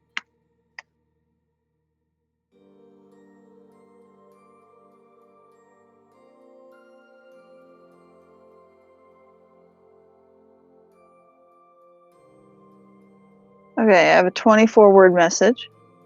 No, actually, here. I'll just add this, and now it's 25. I love when that happens. What is our message? Brett says, "Good morning. We're still on Ravnica. We have the amulet for you. How do you want to get the goods? Need anything else? You hungry?" There'd be a bit of a delay in the response. The first time in a while, maybe like 30, 45 seconds before a sort of like staggered voice. Yeah, I'm all right. Sorry, I was sleeping. Still so sleepy. I think there's some food here. I can't risk coming back to Ravnica.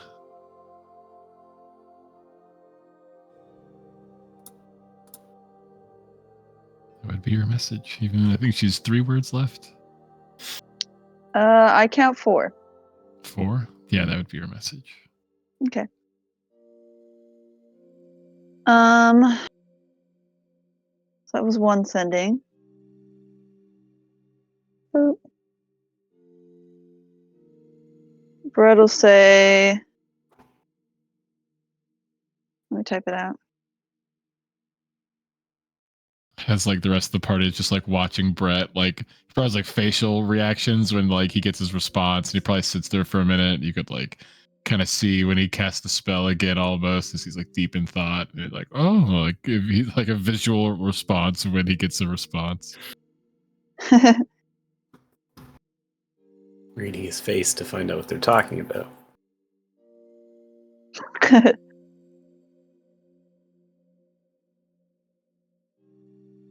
Okay.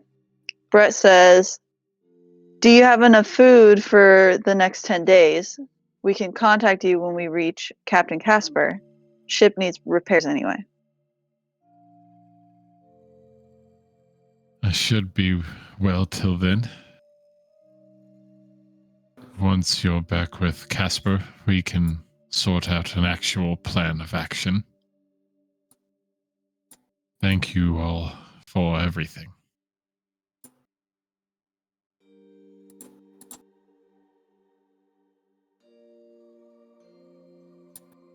Hell yeah, 25 words. I love that. Boom. He'll update you guys with these messages.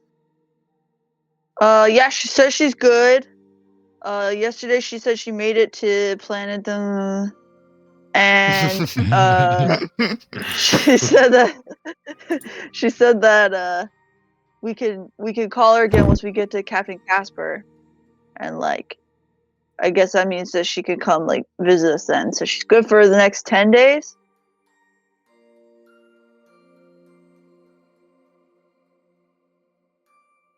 Anything else we want to say? Oh, she also says thanks. Yeah, no, I think that covers it. Okay. It's good. I think that's all I have. Just want to make sure she made it. Yeah. Yeah, it looks really good, man. Sweet. Hell yeah. You see my new armor? Nice and Look at this. Look at that. How much she get discounted? Check out this detail on my sword here. I got discounted for these things. Can you believe that? Gail almost didn't want hers. Yeah, it was kind of too good to pass up, though. I mean, I That's think an in total influencer. I got like 1,000 gold off the bundle. Yeah, I mean, I got 400 gold off this cape. Nice. I mean, this isn't just like a cape; it magically protects me. And then Selwyn It's like designer. arm punches Gale. Does nothing, but is expensive.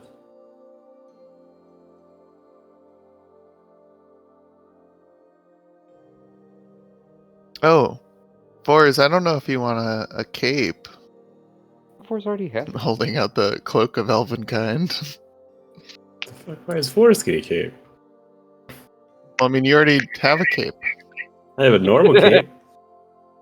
Do you not have an elvenkind cape? I thought we all had one. I sold it. You sold.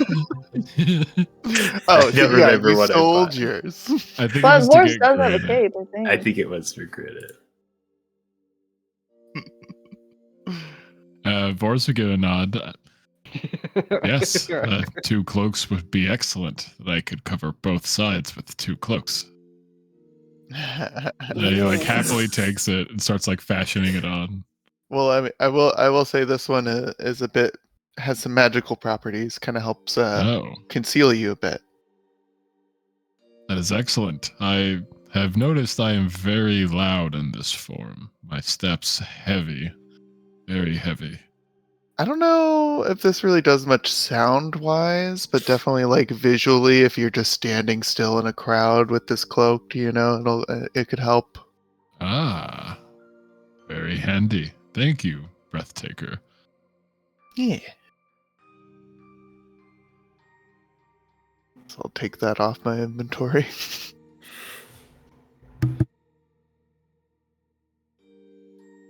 Anything else from our party during these last hours as the sunset is getting close? You'll probably hear the crew doing like final check-throughs of everything. Be by himself for a little I bit think so. and try this whole meditation thing again. Everybody keeps bothering him about it.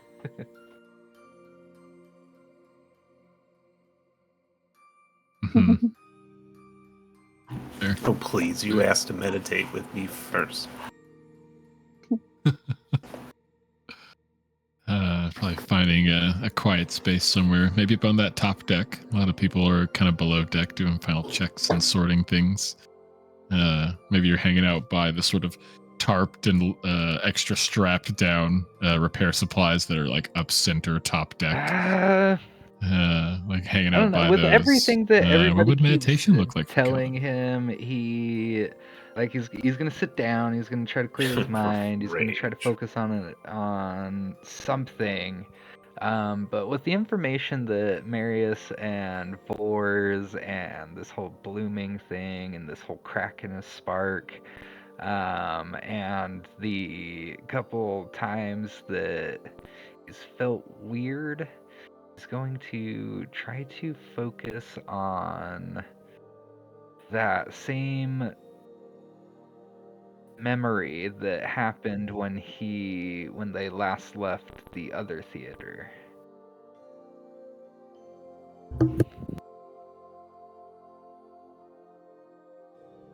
Mm-hmm. Get that. You sort of focus on that and the dread. Maybe one of the things that echoes through your mind is the voice. A voice, cocky, arrogant, condescending all at the same time. I suppose we'll have to kill one of you just to send a message. Like rings through your mind. You manage to sort of lasso it. You take it, that anxiety, that panic that scene gives you. You try to focus and steel yourself. Just breathing in, breathing out, not running away from the fear, the emotion, trying to sit in it, trying to exist in it. And as you sort of calm, breathe, you let out a deep exhale.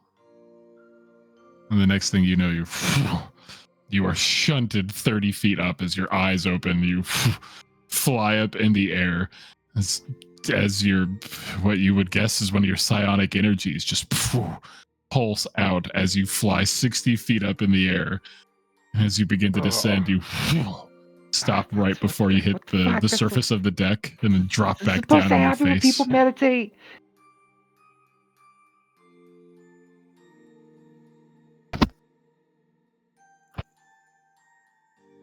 And as soon as you're like saying that and you like stand up and look around, you're in the clouds, the sky. probably see a few other people like moving around the deck, maybe moving back down deck. A lot of time passed as the night sky sort of fills the air around you. The gilded leaf beginning to ascend higher and higher. You're sort of like blinking hard, like we were sitting in Where are Ravnica last we? time I closed my eyes. What was like a second ago. I'll probably wander back down.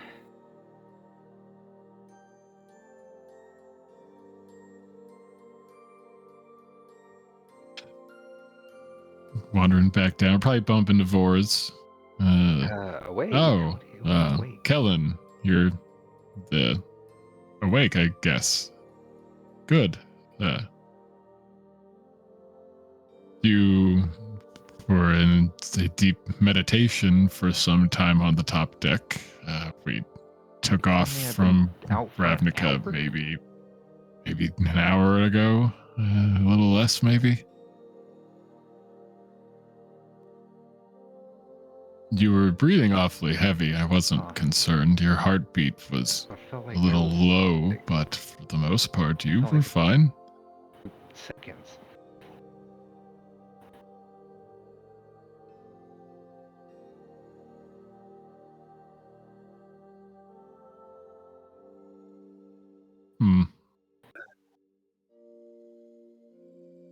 A good sign, I would say, Kellen. Good meditation. Okay. Well, Losing I track of guess I'll time isn't the just worst thing sometimes. keep working at it.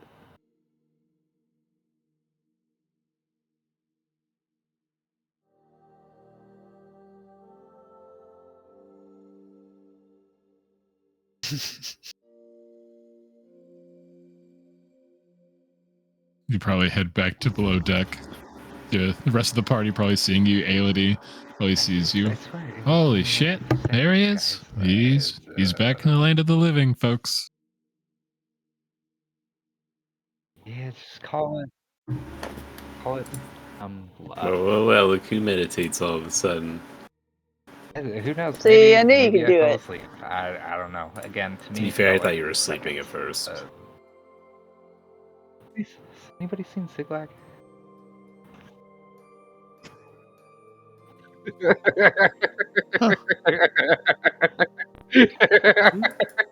Lord Master Kellen, like probably coming out from behind the box, like a spider. You have Spider awoken. walker. I was concerned, Oh, Master. sorry, I I guess was I should warn you afraid, next time before I Master. do stuff like that. Flies over to your shoulder. You wouldn't He would answer not come out from Ziglag, behind the Master. box. Oh, okay. Please, Master. He's Ziglag really was terribly yelling at afraid. us. He was like, "What have you done to my What? master?" They tried to offer yeah, me no, things, Master. I think they wanted my service, Master. I Wait, thought he you won't might be eat. pick that hungry. stuff up for Yeah, we threw some raw meat behind the you- box. You're more than welcome Just like to eat it. Yeah. Thank you, Lord Master, Kellen's friend. So he says some particular things about celestials that are just not okay. He says he I'm- smells bad. It's pretty funny. It's not funny. Ziglag just sort of like jumps on top of whatever raw meat is offered and just like digs into it like a ravenous animal. I'm gonna pet Granite, like appreciative that you don't eat. Although sometimes they do feed Granite, and Granite just kind of mushes it up, and it just kind of falls out.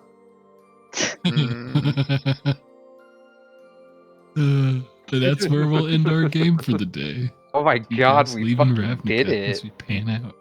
What? We No, I did want to play it! another 6 hours. We did it! I can't believe It was You so guys did it. smoothly! I was not expecting to get it on the first try. How Way to about a go, level up? Owen. Level up? Anyone? Oh! Oh my god. Level 9? Let's go level 9. Level up. You guys did it. You did the thing. We did it! Yes! Holy Oh my shit. god. Man, I don't know if I felt like I earned a level up in a while. You know, we earned this. You guys did it. You guys did the whole ass thing. And I more. so- We got so much information here. True. Yeah, I was not expecting you guys to engage with stuff. I was telling Maverick about that. I was like, I didn't think you guys would tell anyone anything. You guys would just be like, no, we can't tell anyone anything, guys. We have to keep it all low key. I really we thought did so better. too. So Yeah, you guys I did just great. have to You say, guys me walked as the a line. You player, Oh guys my did god, I get a 5th level spell this I this level. really want Vors and Q to have a conversation because I'm trying to figure out if Vors is older or if Q is older.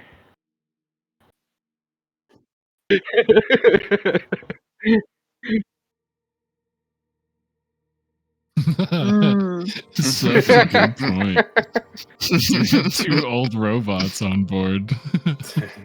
Kellen has a type. Oh, It's too God. funny. Craig.